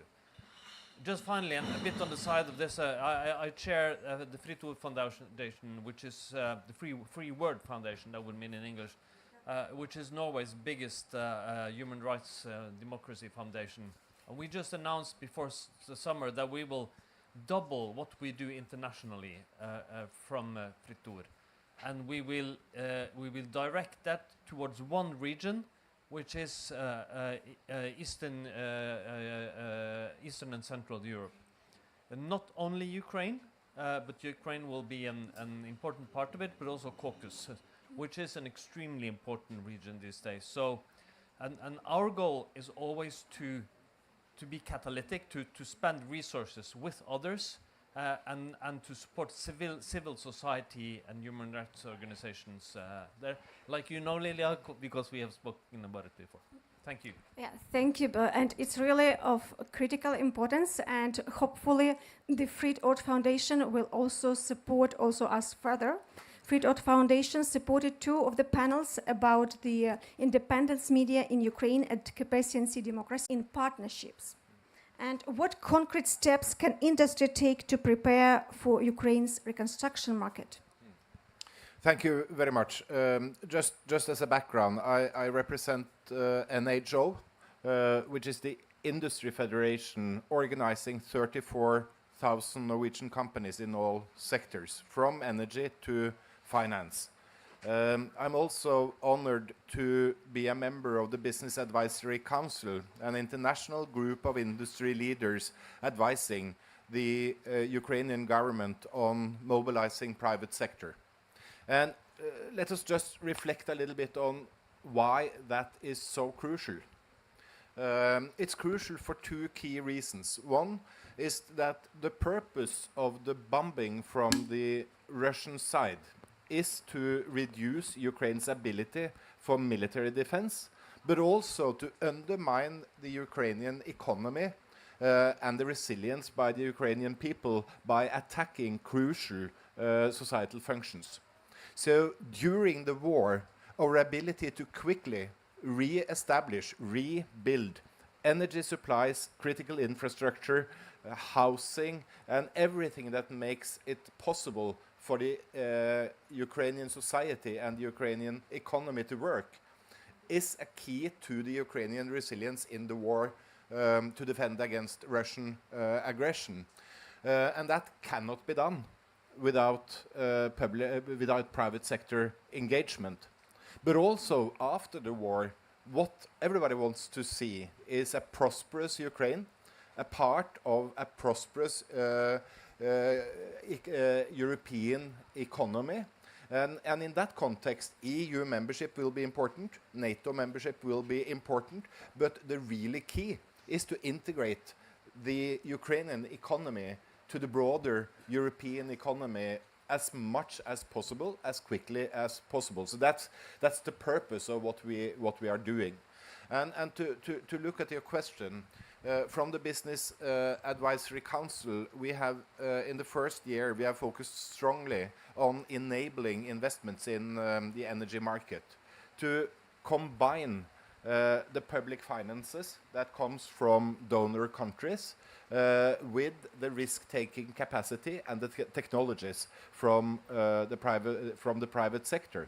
And what we see is that the measures that's being taken when seen in context enables exactly that our ability to move forward on that. So the two key sectors now for the private sector engagement is energy and housing, and financing mechanism is the key enabler. And let me also say that we have the Norwegian Ukrainian Business Council present here, which works very closely together with NHO, exactly mobilizing the links between businesses in Ukraine and businesses in Norway. Thank you. And we have also NAMO, last but not least, but the very closest here.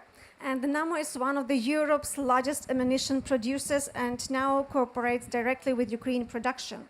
So could you please describe the scope and significance of this partnership, and how can other countries multiply their help and, for example, special joint ventures and your experience in Ukraine? Why the Norwegian companies and the companies from Canada, Sweden, and other companies have to move their production facility to Ukraine, and how we can contribute further to bring the Ukraine's victory closer? Thank you, and thank you. It's an honor to be invited to speak here. This is going to be a bit of a challenge, of course. We have a project of cooperation with a Ukrainian partner. Also, due to security reasons, I will have to be quite fuzzy on the details. But what I can say, it's been very important for us. It's worked exceedingly well. It's been a huge success. We are finding that the Ukrainians are competent. They have industrial skill. They have an industrial tradition. We must not forget that some of the most important European hubs, if you will, for industry on all of the continents, they can be found historically in Ukraine, and this is something we see. And of course, I think still the willingness to do things quickly, non-bureaucratic. It's been going much faster than we expected. And of course, we have different strengths on the Norwegian side: technology, products, supply chain to a certain extent, and not least capital. We have brought some of these to the table. The Ukrainians have brought their industrial system, their ability to build things quickly to the table, and the results have been very impressive. So we are seeing production now, and I can divulge it's artillery shells, which is one of the main products coming out of this. We have been seeing volumes and quality, which is very impressive, certainly up to NATO standards. So for us, this has been very good. Of course, I would like to turn this impression around. I mean, there's a lot of talk. We must help the Ukrainians. Well, the other way to see this is it's the Ukrainians helping all of Europe. They are dying, and they are experiencing destruction. They are defending democracy, freedom, human rights, and I would always remind people of this. It's really them helping us. And we've seen this collaboration. It's been offloading us in terms of not having to invest and build up new industrial capacity everywhere at the same time. So it's lightened our burden, if you will. And I think in terms of business, we've worked together with the Norwegian government. We've had mechanisms for risk sharing, for helping with funding. So in terms of the pure business part of this, this works very well for us. So it's really been a success story. And is it any challenges in Ukraine to scale up the production? Well, I would say no. It's I mean, there are always challenging. The main result, the big picture here is it's been working much better than expected. We're seeing results way beyond what we thought was viable. So I would say no. Great. And here actually you are coming here to Arendalsuka for many years in a row. So what significance, what impact it can make, and especially in the country at war?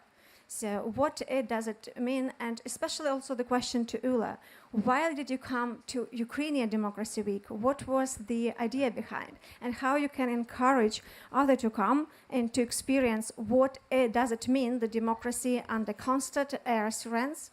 And yeah, so how did you feel? Did you feel safe? Yes, I felt very welcome. And it was very interesting, and really something I can recommend for everyone to go to Truskavest and go to this Democracy Week, also in Ukraine. And I think it's the same thing as here. I mean, it started with the Arendalsuka in Sweden, and now we have the Nordic countries. We have Arendalsuka, have Bornholm in Denmark.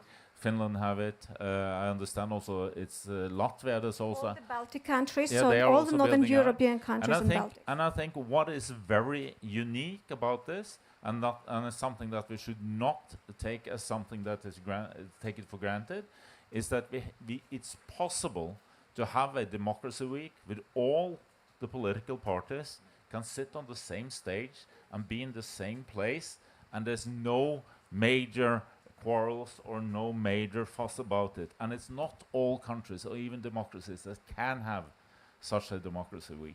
So that this is also being built up in Ukraine, I think is fantastic. And also from this discussion, I see that the cooperation on every level is being built up, and civilian cooperation, what is necessary with industry, and now also hopefully that we also get the cooperation with the community in Norway and also in Ukraine. And it's really what is the challenge is to scale it up. That is the main challenge. And of course, when you have a democracy week also in Ukraine, now it's very important to in the struggle and the fight for freedom that you're in. But this is of course something that you are to establish for the long term. So this is to be an arena where we can come from all over Europe, also there, to strengthen to learn from each other, strengthen the cooperation, and make it a part of that integrated Europe that Ukraine must become also in the future. Thank you, Le. Actually, we have been inspired by Arendalsuka to start up our own Ukrainian Democracy Week. But I have to say that, and we have been not planning so much during this Arendalsuka, because we have concentrated this year on Sweden at Arendalsuka, where we had launched Ukrainska Huban. The initiative was actually a Swedish organization that has united all the Swedish, Ukrainian, other countries' organizations that are working with Ukraine.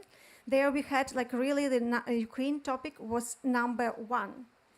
Unfortunately, it's not was the case in Norway. That's why in 2 weeks' notice, we have started the Ukrainian Democracy and Victory Hub. So despite the elections, to have Ukraine very high on the agenda. Yes. No, but I can then confirm that the Norwegian Ukrainian Chamber of Commerce and NHO have just started the discussion about how to help coordinate the activities for the Arendalsuka next year. because this is important. And just to build on what Ola says, I mean, what are we seeing here? Well, this is an arena for advocacy, for drawing attention, but also to be inspired and build partnerships, all of which is important in your struggle and in our ability to help. So thanks to your initiative and our good dialogue. A lot of us will work together to develop the same kind of a hub here in Arendalsuka next year, because it's an important arena. Thank you, Ida. And actually, we have been communicating yesterday with the director and the president and the CEO of FERT, and they have really said that together we can make it happen and much more stronger next year. But I will return to Sweden, where everything started from. Thank you. Well, this is certainly not a beauty contest, so I won't dwell too much on Almedalen. Just to say that this goes back all the way to 1968, when Olof Palme was actually the first one to launch the Almedalen Week. It wasn't called that at the time, but he made it a habit because he always vacationed on the island of Gotland, and he made it a habit of giving a speech at the end of his vacations, and that grew into a party week where all the political parties joined in the 1990s, and from then on we have seen the growth of this festival. I think 2 points. First of all, I think this is fundamentally about democratic resilience. I think this is an arena that is strengthening societies of trust and transparency. And you sometimes hear that Almedalen and maybe also Arendal have become too commercialized. I don't subscribe to that view at all. I think that the fact that you have commercial actors, you have the politics, and you have the public in one place is enormously important. And I do think it contributes to democratic resilience in the long run. I think this is a sort of a Northern European approach to politics that is being exported. And as you probably know, there is now a Democracy Festivals Association where Sweden, Finland, Denmark, the Baltic countries, Norway, Northern Ireland, I think, is also a member. And Turkey. And Turkey, and Turkey, right. So they all participate, they share experience, and they share good advice with each other, and they are building slowly and a movement of democracy festivals. And again, I do think this is fundamental for the resilience of democracy. Thank you. Actually, we are now applying to become also the member of this association. And yes, I agree with you that it's a little bit too commercialized. But I would say that in Sweden it was really much more easier than to organize it here. And only thanks to SMB Norway and also the Arendal Library that we could do it. Otherwise, like the fee of 6,000 that was exposed by the Arendalsuka. And it would be, so we are not in the official program, unfortunately, because of that. But we do hope, and the first panel discussion that will be registered for next 2026, it will be the Ukrainian Democracy and Victory Hub. This year we have been the last, as we haven't planned to have our events. But next year we will be the first, so I do welcome everyone to join us, to organize your own panels. Just it's a platform, so every organization can co-organize their own panel. And I would like also, the board has also a lot of efforts contributed to the success of Arendalsuka. Yes, first. Arendalsuka was started, it was inspired by Almedalsveckan, basically. So due credit to that week, which is, like we hear from the ambassador, much older. But I think it's worth noting that even though we think of it as a very Nordic thing, there's actually a network of democracy festivals for most European countries. So there are many other, they are different. But it's not only a Nordic idea. Even though I think having been to some of these, of course, what stands out here is the very high level of participation, around 150,000 people out of 5.2 billion inhabitants, and like several of you have alluded to the fact that different sectors of society come and cooperate. Then I think the Carpathian Democracy Week, I think it's also worth noting that every effort I know about this kind start small. You have to start somewhere, and you have been able to do that. And the important thing is to build infrastructure and build an institution, to institutionalize it, to get good partners that you can rely on over time. And I think having a more organized presence during Arendalsuka will help you doing that. Thank you. And to Canada. So Canada and Arendalsuka. So what do you feel about it? Do you have kind of this festival in Canada? I think just given the size of our country, it's very hard to bring everybody together in one place. But I think it's a really, really powerful thing. And one of the questions that occurred to me sitting up here, and I just wrote it on the back of my paper, is urgency over time. Because it's very easy from Canada, when Ukraine was illegally invaded, everyone stood up and noticed and wanted to be part of it and wanted to respond. But all this time later, how do you keep your population seized with the urgency? How do things not become bureaucratic, as you mentioned? How do you continue to ensure that it's not just one person sitting on a panel somewhere saying, yes, this is still important to Canada, but that Canadians are still standing up and saying, yes, this is important to Canada, and haven't moved on to something else, because that's a huge risk. So these kinds of events where you bring together political parties, where you bring together non-governmental organizations, where you bring together private sector, and where those discussions are publicly taking place, are critically important to remind everybody why this matters for somebody sitting in rural Manitoba as much as it matters for somebody sitting here, as much as it matters for somebody fighting for their life and their country in Ukraine. And so I think the initiative that you're talking about, the expansion of it, being able to have these sorts of discussions in a public place is really, really important. Not just to have the public backing, but to make us not become bureaucratic in our responses, to make it not just be, another day that we're talking about the same issue, but that it's still urgent. And it's still the most important thing, and we still need to have it on the top of every single agenda. So I commend you for pulling this together. I know you did it quickly, and hopefully next year we'll be in an entirely different situation. But if we are not, then we will be here in force to support you. Thank you. Unfortunately, urgency is still not in the air, at least not in the Arendalsuka. That's why we feel obliged to make it, even when we have only around 2 weeks for us. And that's why we have also with us NAMO, that is of critical importance of Ukraine, because the democracy has to be equipped not worse than the tyranny. And here is also the answer, how the victory can be achieved only from the strength position. Well, I'm not sure I will be able to provide the answer from on stage here, but I can give you a few numbers for illustration. I mean, as an industry, the defense industry, we've been through some tough times.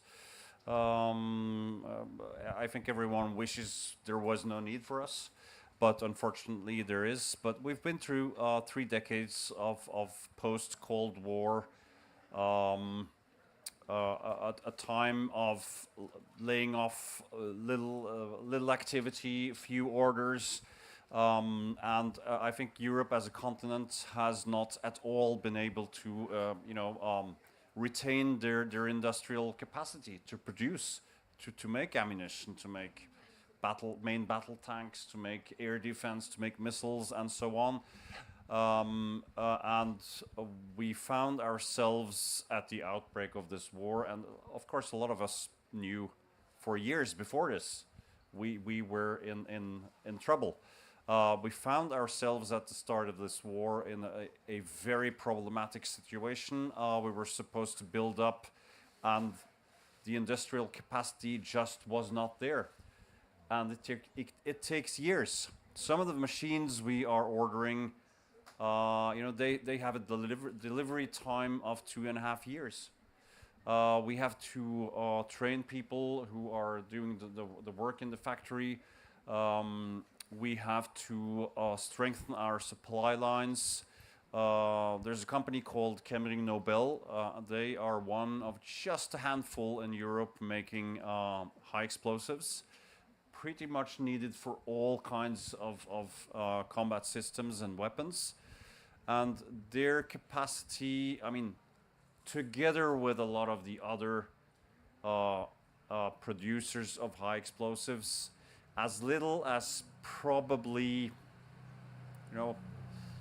based on open sources, these are not our numbers, maybe down to 500,000 per year total production capacity, enough to make 500,000 artillery shells. The short-term need just for NATO to refill their stocks and for maybe a year's usage in Ukraine is maybe 20 million. So that would take us, as a combined European industry, 40 years to make. And we're seeing a picture like this in a lot of these sectors. I think we went too far, not keeping up the capacity in the industry. We are racing to rebuild. I think a lot of the sense of urgency, which has been mentioned here, I think it's been too slow. It's sinking in. A lot of things have happened. A lot of governments have started to support us with funding and resources, but we've been really slow out of the starting blocks. But much more is coming online now. And I hope, I represent the company making rocket motors and ammunition for tanks, for artillery, rocket motors for air defense. Our rocket motors probably power maybe 30%, maybe more of everything that's shot down in Ukraine by air defense. I hope we will be able to supply NATO allies and Ukraine with much, much more. Unfortunately, this is a process taking quite a lot of time. Thank you. Yes, it's a very way too slow, and also the effectiveness, like the bureaucracy kills very often the effectiveness, and also the slow down the victory. We have very, very effective way of cooperation between the civil sector in Ukraine and the military sector. It's a very unusual combination, but this is combination that proved to be very efficient, especially in the first days of the full-scale war, when the Ukrainian volunteers, activists, and also the Norwegian volunteer activists, Swedish volunteers activists, they have gathered together and helped to speed up. For example, we didn't have, the Ukrainian military didn't have the vests. So I have been packing myself together with the Norwegian volunteers, the vests and the drones for the Ukrainian army and the customs. They have stopped us and say, what is that? We said, it's humanitarian assistance. They said, drones, okay, go. But don't show at our border again, but go now. So, but it was in the beginning when the bureaucracy was not there and we could deliver it very, very quickly. So the same case now we have also in Ukraine when we are speaking about the drones, because now we could actually deliver the enough drone for the Ukrainian army, and every drone saves a life. So we could fight with the drones instead of the Ukrainian lives, the lives of the Ukrainian heroes, because Ukraine, as you know, has enough capacity. We can produce and we can supply all of the countries in Europe with enough drones if we will have the investment enough to build it. So it can be even done in Ukraine. Why there is like such a cooperation is so important and efficient, because the drones are tested on the battlefield directly. Actually, as one of the example, we are now cooperating very closely with the Spice Foundation. It will be also in our next panel when we are, like the military units addressing us, as I have been working with them, with the military units since 2022, and asking about the drones. And then we are having, like, we have special, like, we see what are the request, and we are addressing the drone producer. And then the drone producer and the military unit, they are working together. What are the specific tasks? And they are adapting each drone to the task of each military unit. And then it's 2-3 weeks from the request to manufacturing and delivery. So this is like the one organization, not a big one, it's only 2 years old. We have already were able to deliver 60 Ukrainian produced drone, not like drone Mavic, but the high advanced drone system to the Ukrainian army, thanks to the cooperation with Norwegians. So this is the way also to go further, and because the strong civil society is very important and vitally important. I would like here just to address, if you would like to give one, we have here the also Ukrainian mayors from the frontline region, they came here. So if you would like to deliver one message to the Ukrainian mayors from the frontline that came all this way from Ukraine to Norway to find out because they are also the participants of the Capacity Democracy Week. Actually, in Sweden, we could establish 12 partnerships between 12 Ukrainian and 12 Swedish cities. Unfortunately, in Norway, it's much more difficult. So I would encourage, if you know any mayors of Norwegian cities that would love to have the partnership, here is the chance. They can address us, and we will help with that. So if you can just tell what, the one sentence to the Ukrainian mayors that are present here, and also to the especially ahead of the Norwegian election, what it would be. Who would like to start? Yeah. No, I'm happy to start. I would like to say that we are so impressed and inspired by your courage. We know that you are fighting our war, and you are not alone.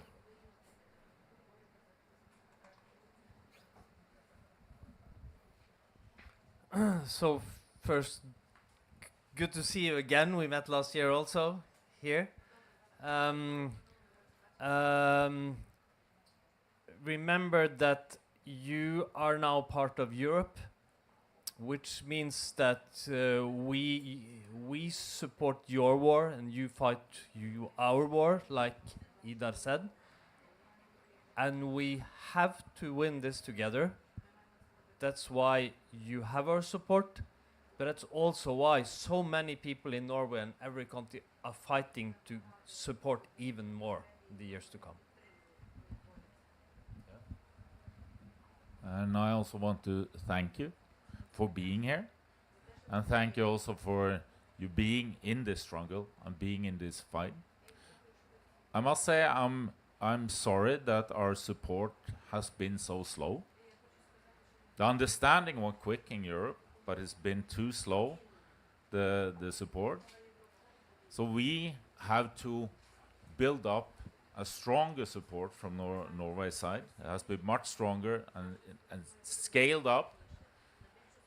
But at the same time, we have to increase the cooperation on every level. And that's why it's also so important that you are here, that we also see that we need to build this cooperation, also local communities, businesses, and on every level. But thank you very much. Thank you very much. Well, what I would like to say at this stage is really to repeat what has been said many times. We will be standing with you for as long as it takes. And the reason why I dare to say that is that at least in the Swedish context, it's the same thing here in Norway. There is a complete political agreement across the board, from left to right, that this is the right thing to do. There are no dissenting voices really, but a consensus in the Swedish society that this is a war that Ukraine has to win, and we will be with you for as long as it takes. So from Canada and on behalf of Canadians, thank you for your courage, for your commitment. We will also stand with Ukraine until the end. It's for Ukrainians to decide the future of Ukraine, and we will be right there with you. Thank you. Never give up. We stand with Ukraine.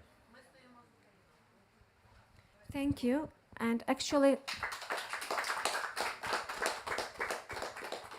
to help is very easy. If there is a way, there is always a way to help. There is no small actions. There is always, because it will lead to a drop in the ocean. Drop will lead to the ocean. We have also today the charity auction for the Oystein Djupedal, the founder of Arendalsuka painting, that would be also could bid, and we will buy for this money the car for the Ukrainian military together with the Ukrainian freedom convoys.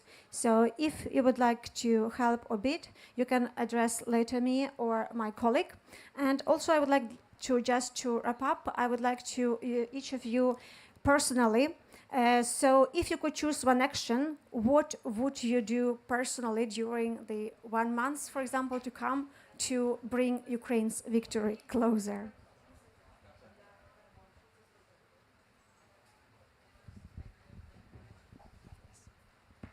Yeah, Idar, if you can start. Yeah, no. We have just re-established the newly elected Business Advisory Council, and we are starting our work this month.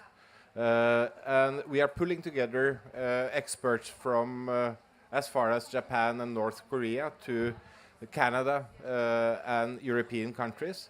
And I can firmly confirm that we will do what is necessary to help mobilize the private sector in Ukraine. Thank you. Well, personally, I donate regularly, but professionally, like you've already said, I've been working with this in many instances, really, from my last job to my new one to Frito, and that's what I do. It's an easy question because from the Liberal Party here, it is to win an election and be in a position to increase the support for Ukraine. Well, I think on a personal level, I think spreading the word and making sure that friends and relatives and acquaintances are as committed to the cause of Ukraine as I feel that I am, and I think that's where you have to start, where you have to begin. So I just had a conversation the other day with the Canadian ambassador to Ukraine. I know that the Norwegian ambassador to Ukraine they're switching this summer, and she's coming back. The two of them are very close, and we've planned a conversation coming up to talk about how together Canada and Norway might be able to do even more than we are doing from here to support our efforts in Ukraine, in addition to what's happening from Canada. So that's my exploration that's ongoing. Yes, I guess for us, as as a representative of the defense industry, the answer is simple as well. We'll keep on working day and night to make more artillery shells, more air defense, more anti-tank weapons, more drone warheads, and so on. So we can supply NATO allies and Ukraine, and help as much as we can to help you win this war.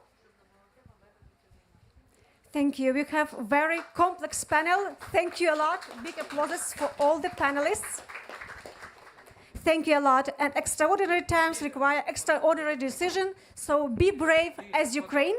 And now we will make the joint photo. But before that, we'll have some small presents from Ukraine to you.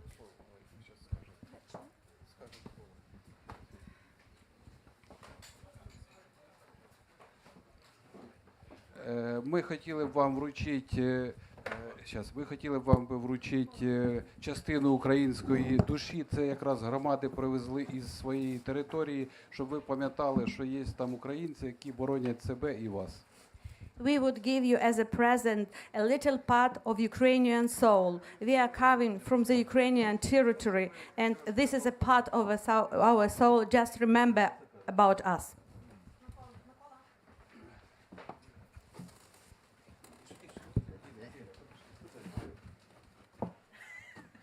Just a minute. Lila.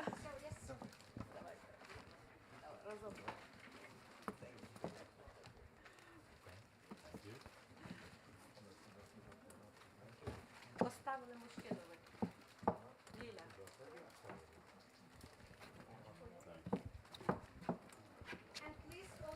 Ручку дайте, чого ви спішите? Thank you. Thank you so much. Thank you. Ой. And there is also the invitation for the Carpathian Sea Democracy Week that will take place on the 27th of April, 1st of May next year in Truskavets. So you're all very welcome, but now we will make the joint photo and also will receive some certificates to remember about the event in Ukraine.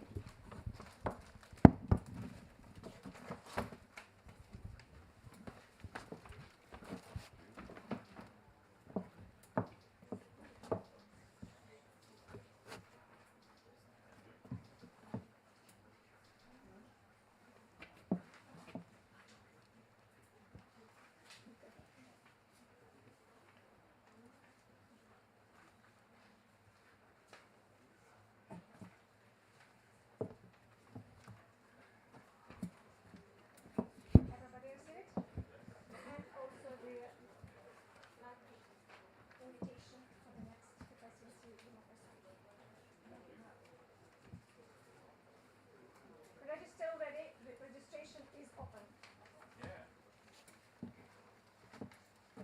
And the spring is the most beautiful season in Ukraine. I do recommend it, and I promise to come. Thank you a lot. And the joint photo.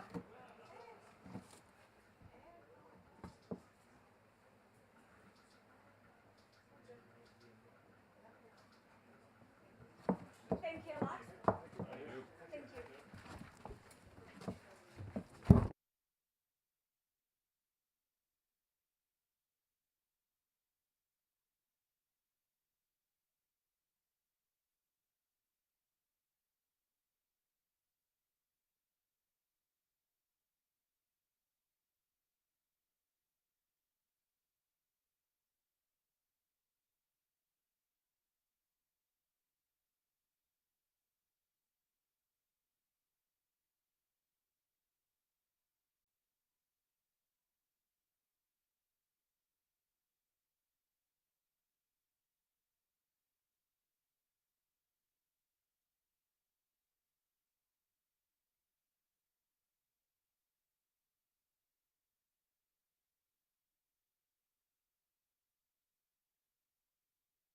Arendal without which organization we would not be able to fulfill any of this event also here. So please.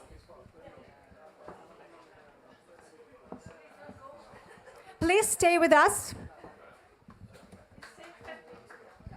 Please don't go. It's take 5 minutes. I need translator. Олена, добре, візьміть мікрофон. Vi skal prøve å cover alle behøver i språk. Jeg skal snakke to språk, norsk og ukrainsk. Og Svetlana skal oversette til engelsk. I want to present you Olena Vorontsova. She comes from Kristiansand. She is a very active volunteer, yes. In spite of her health state, she is brave. She is helping Ukrainian, and she is going to sing 2 songs for us today. Første sang det til ungdommen. Перша пісня називається «До підлітків», звернення до підлітків. Den sangen veldig gammelt skrev av Nordar Grieg, norsk komposit i 1936 år. Han skrev den musikk, den sang mot fascisme. Og som vi kan se nå, er det veldig aktuelt til nå, fordi historie lærer.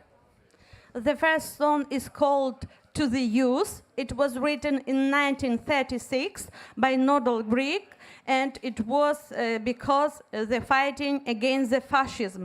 But as you can see, it's very actual now.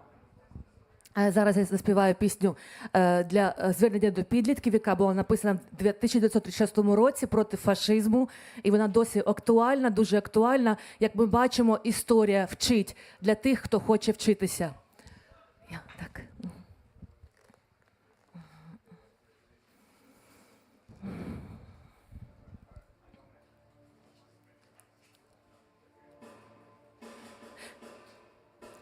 Krieg satt auf ja in der Goin Identität. Under en blodig storm vil deg til strid. Kanskje du spør i angst, udekket åpen. Hva skal jeg kjempe med, hva er mitt våpen?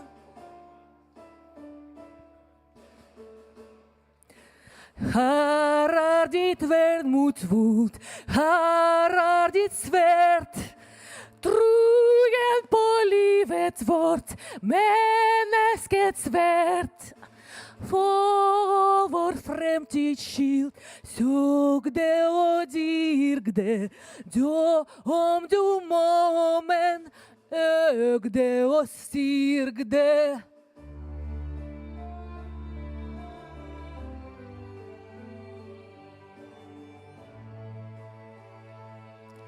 Stilt går granatenes glidende bånd. Stans deres drift mot da, stans den med ånd. Krig er forakt for liv, fred er å skape.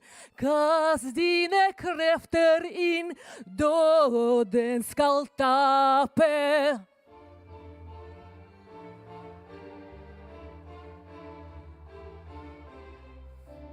Da synker våpnene, maktesløshet. Skaper vi menneskesverd, skaper vi fred. Den som med hører bærer en byrde, dyr og umistelig, kan ikke myrde. Dette er løftet vår fra bror til bror. Vi vil bli gode mot menneskets jord. Vi vil ta vare på skjønnheten, varmen, som om vi bar et barn varsomt på armen.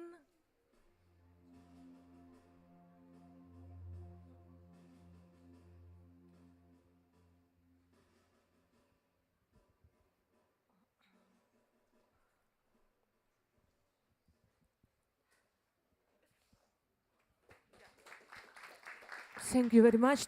Tusen takk. En til sang, ukrainsk folksang om muren og blomster.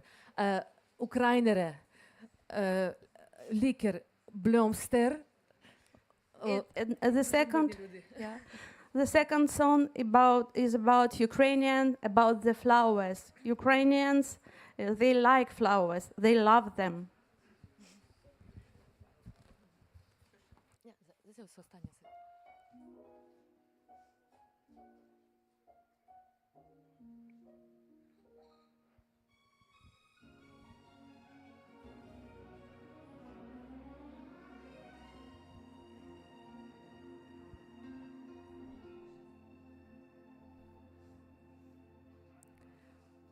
Чорнобривців насіяла мати у моїм світанковім краю, та й навчила веснянки співати про чудову країну мою. Я на ті чорнобривці погляну, бачу матір стареньку, бачу руки твої, моя мамо, твою ласку я чую, рідненька.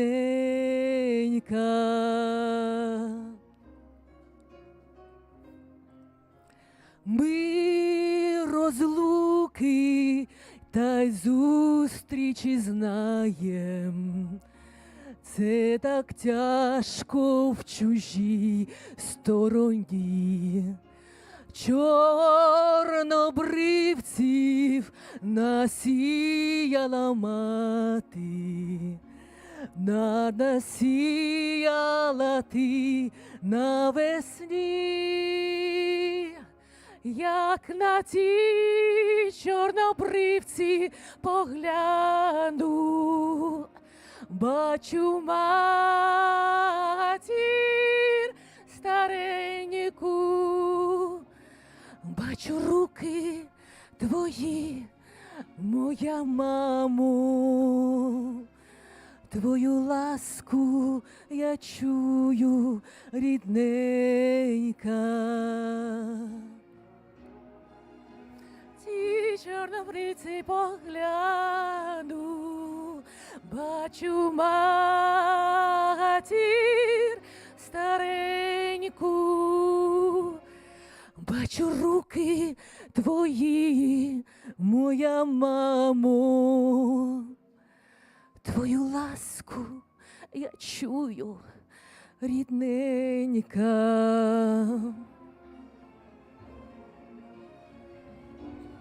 Прилітають до нашого поля із далеких країв журавлі, розквітають і квіти доля на моїй українській землі.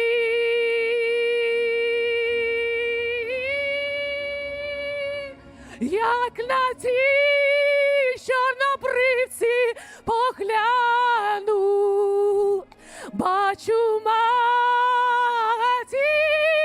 стареньку, бачу руки твої, моя мамо, твою ласку я чую, рідненька.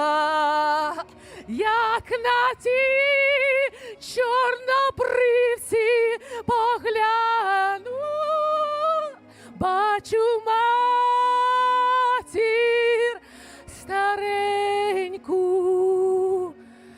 бачу руки твої, моя мамо, твою ласку я чую, рідненька.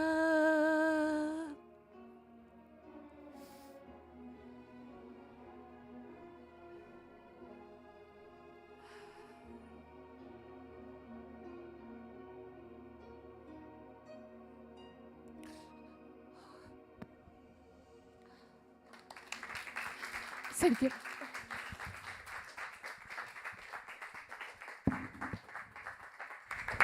Now we have very short 20 minutes panel about the civil society and the role of civil society to bring together the Ukraine, Norway, Sweden and all other countries.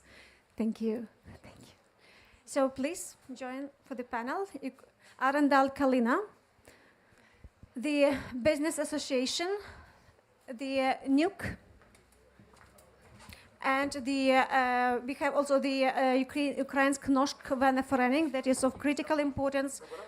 Да, прибирайте.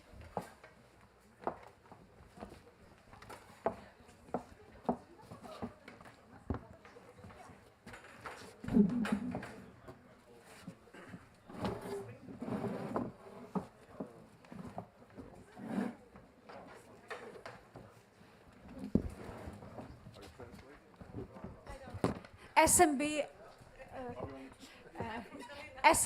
SMB Norway. Ви будете перекладати. Але ви будете представляти.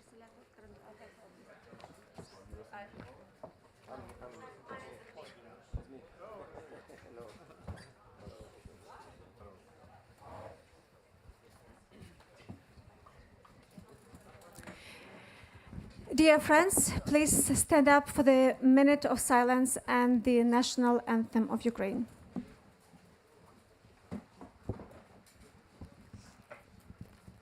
Триває війна, розв'язана Росією проти України. Щоранку о 9 годині на всій території нашої держави згадуємо українців, які віддали своє життя. Всіх. А всіх, хто воював, усіх військових та всіх цивільних, дорослих та дітей, усіх, хто міг би ще жити, якби Росія не почала цю війну. Вічна пам'ять кожному, хто загинув за Україну.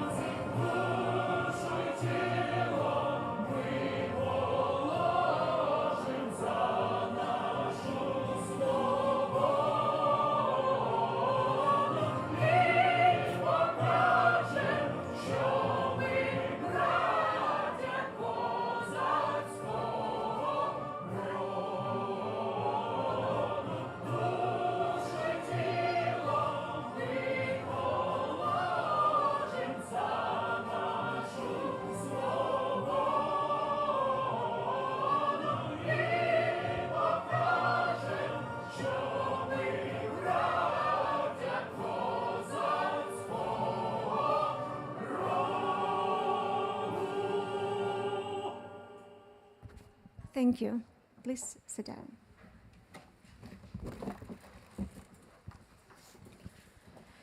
Today's discussion that we have within the Ukrainian Democracy and Victory Hub showed that the Ukraine's victory depends heavily on the alliances, military, industrial, economic, civil, cultural. And our challenge is to keep these alliances strong, flexible, and unbreakable until democracy prevails. The civil society is Ukraine's backbone from advocacy, resistance, military help, reconstruction. When democracy bleeds, it's civil society that stitches the wound. I'm happy to introduce today our panel with SMB Norway, our great partner without whom it would be not possible to organize such kind of event in 2 weeks' notice. Thank you. I also would like to introduce the CEO of NUK, Kjartan Tveidnes. Here we have with us also a very big friend of Ukraine, Ukrainsk-Norsk Venneforening, Roger Sheiva.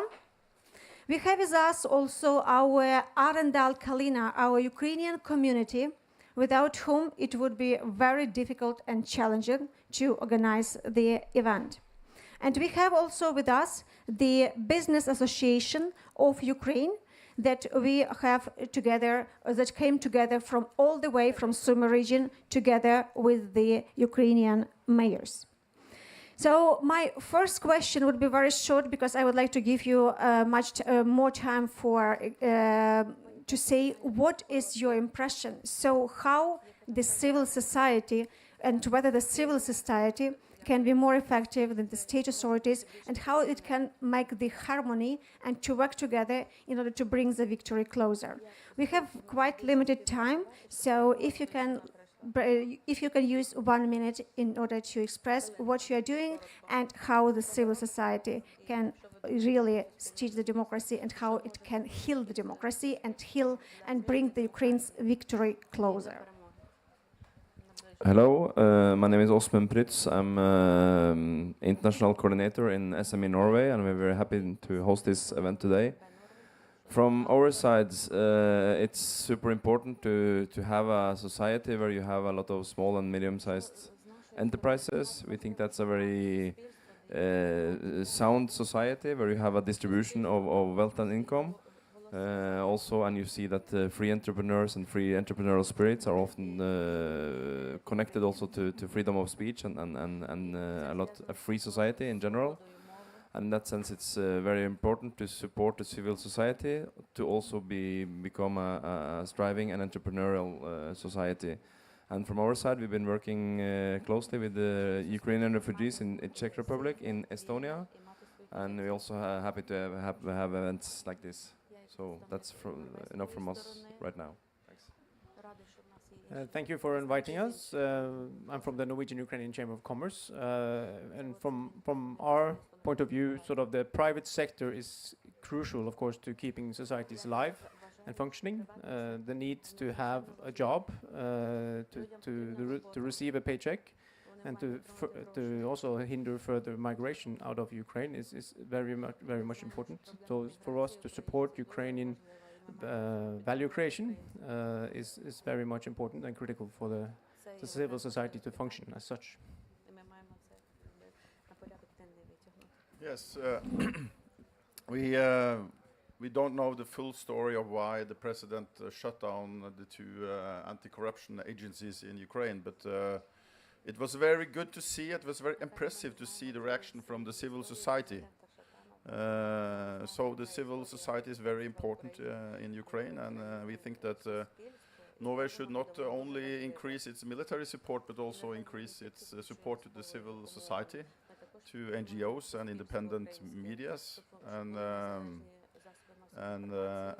also support our mayors, the municipalities, in their important job to provide services for the people in wartime.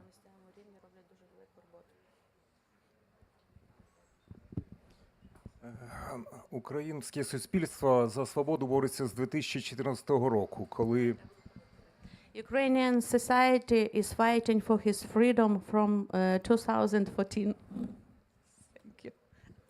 Коли ми достигли свободи, і зараз ми боронимо цю свою свободу від російських загарбників. І нам, наразі перебуваючи тут, нам гарно відчувати підтримку наших друзів. We got our freedom, and we are fighting for our freedom, and we are so happy that here today we feel your support. Thank you.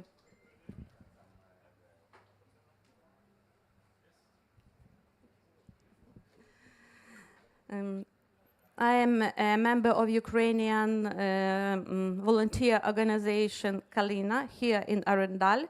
I've been living in Norway over 11 years, but my son is there. He is in the army. That's why the question of victory is very important for me. Thank you. We have also here the Norwegian volunteer organization. Shina, if you could please say a few words. Yes. Thank you.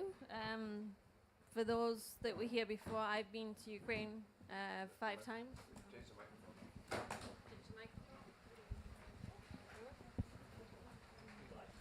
I've been to Ukraine 5 times as a volunteer, a medical volunteer and a humanitarian. 2 first times were humanitarian, 3 last times were on the front line evacuating patients.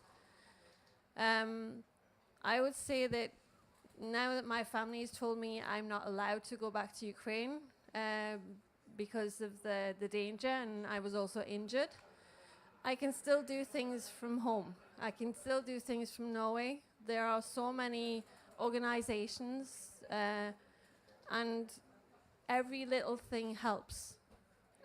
You can collect things, you can help volunteer to help with the Ukrainians that are in Norway, just to reach out, to be a friend. Norwegians are really good at that. But there is so much that you can do, and I'm now starting to believe that I can help from home as well. But it is a community thing. I live in Mysen. It's a small community, but I also help in Oslo. But we're now trying to make communities in the little places in Norway as well. Yeah. Thank you. We have also here with us Shvena Rota, and other Ukrainian community organization, Olena Vorontsova, who is, despite of the health condition, came all this long way in order to sing for us this beautiful song. So let's give applauses to all the volunteer organization.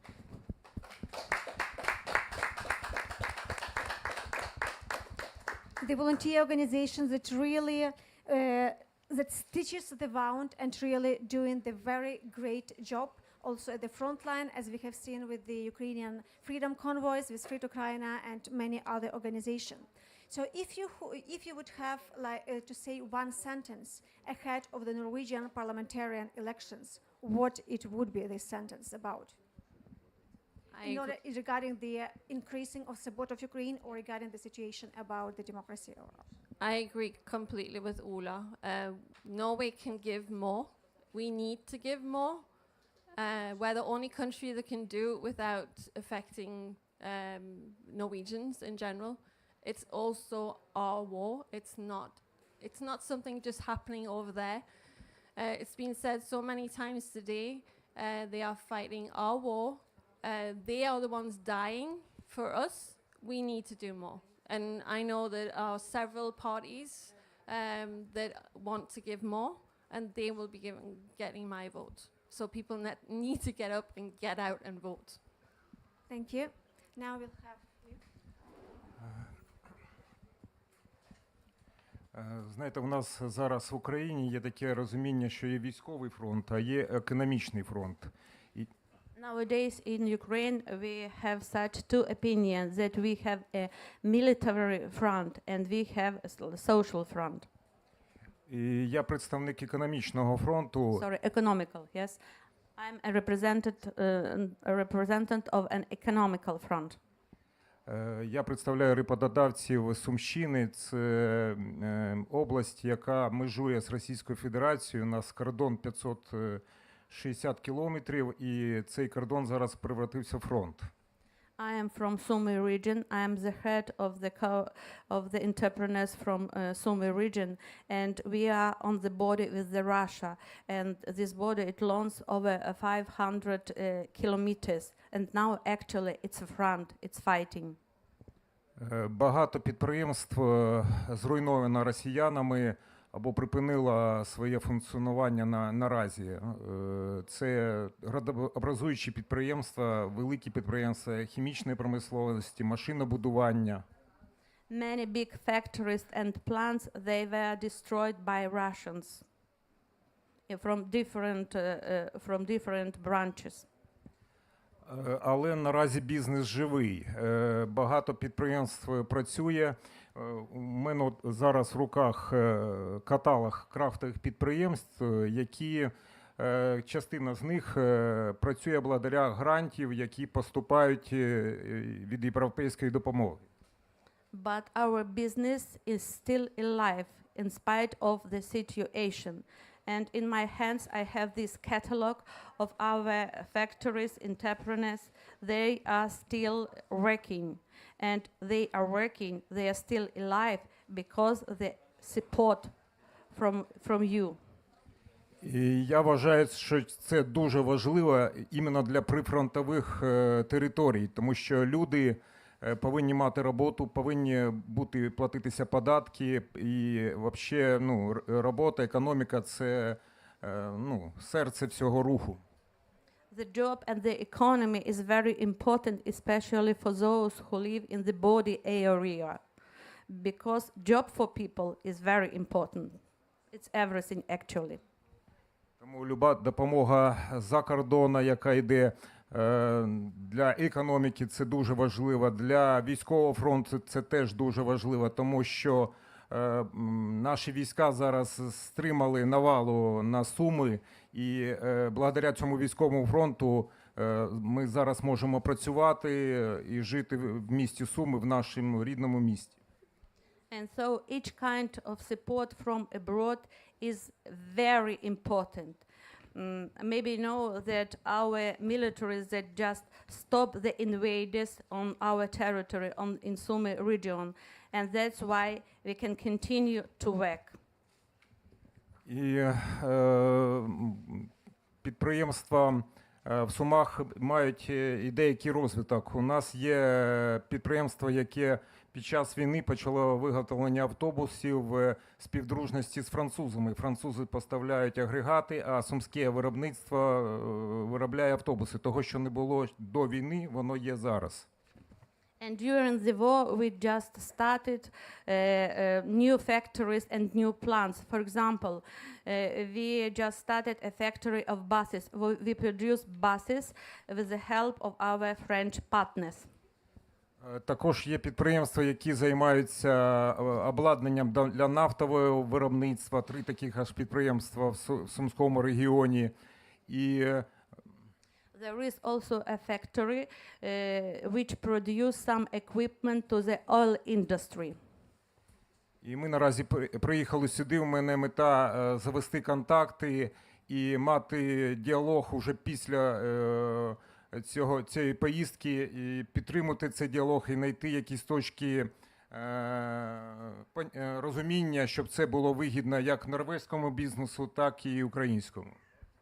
We come here, and my personal purpose is to find some contacts, to start cooperation which is productive for both sides, for us and for Norway. Дякую. Дякую. Thank you. Yeah, you asked about elections. So what would you say if you would like to say one sentence for the Norwegian politicians ahead of the elections? So what would be your main message? Still support Ukraine and strengthen the support. Since March 2022, we in Norsk-Ukrainske Venneforening, we have worked to increase the military and financial support, and it has increased a lot, and we think it's still possible to even triple the support. But I feel confident that the elections are not so important. We have good contacts with all the 3 prime minister parties, the Labour Party, the Conservative Party, the Progress Party. I think it's possible to make them strengthen the support even more. Thank you, Kjartan. Yes, I can only echo what Roger here said. We need to engage and collaborate more with Ukraine, both on the governmental side, but also private sector, and of course also on the civil society side. But the elections, I don't think also will change that much, but we need to continue pushing because we can do more and we need to do more. If we say, and we have come many times today, we say that this is our war, we need to show it with money. Thank you. And the last but not least, our co-organizer, SMB Norway. Yes, I also echo what's just said now, and I also echo Ola, and I think it's possible to do more from Norway's side, and I think the work with the civil society is super important to create a strong and endurance in the population and in the country to grow and prosper in the years to come. Thank you. And I would like to acknowledge also the presence here of Frit Ort, that is also the supporter of our Ukrainian Capacity Democracy Week. And I would like after that to join us for the joint photo.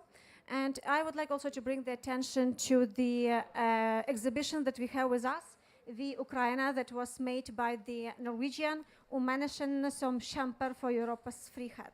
And also about the Øystein Djupedal's painting that is auctioning to buy the car for the front and together with the Ukrainian freedom convoys. I would like to thank you all the participants and also the big applause for our civil sectors that are standing together with Ukraine.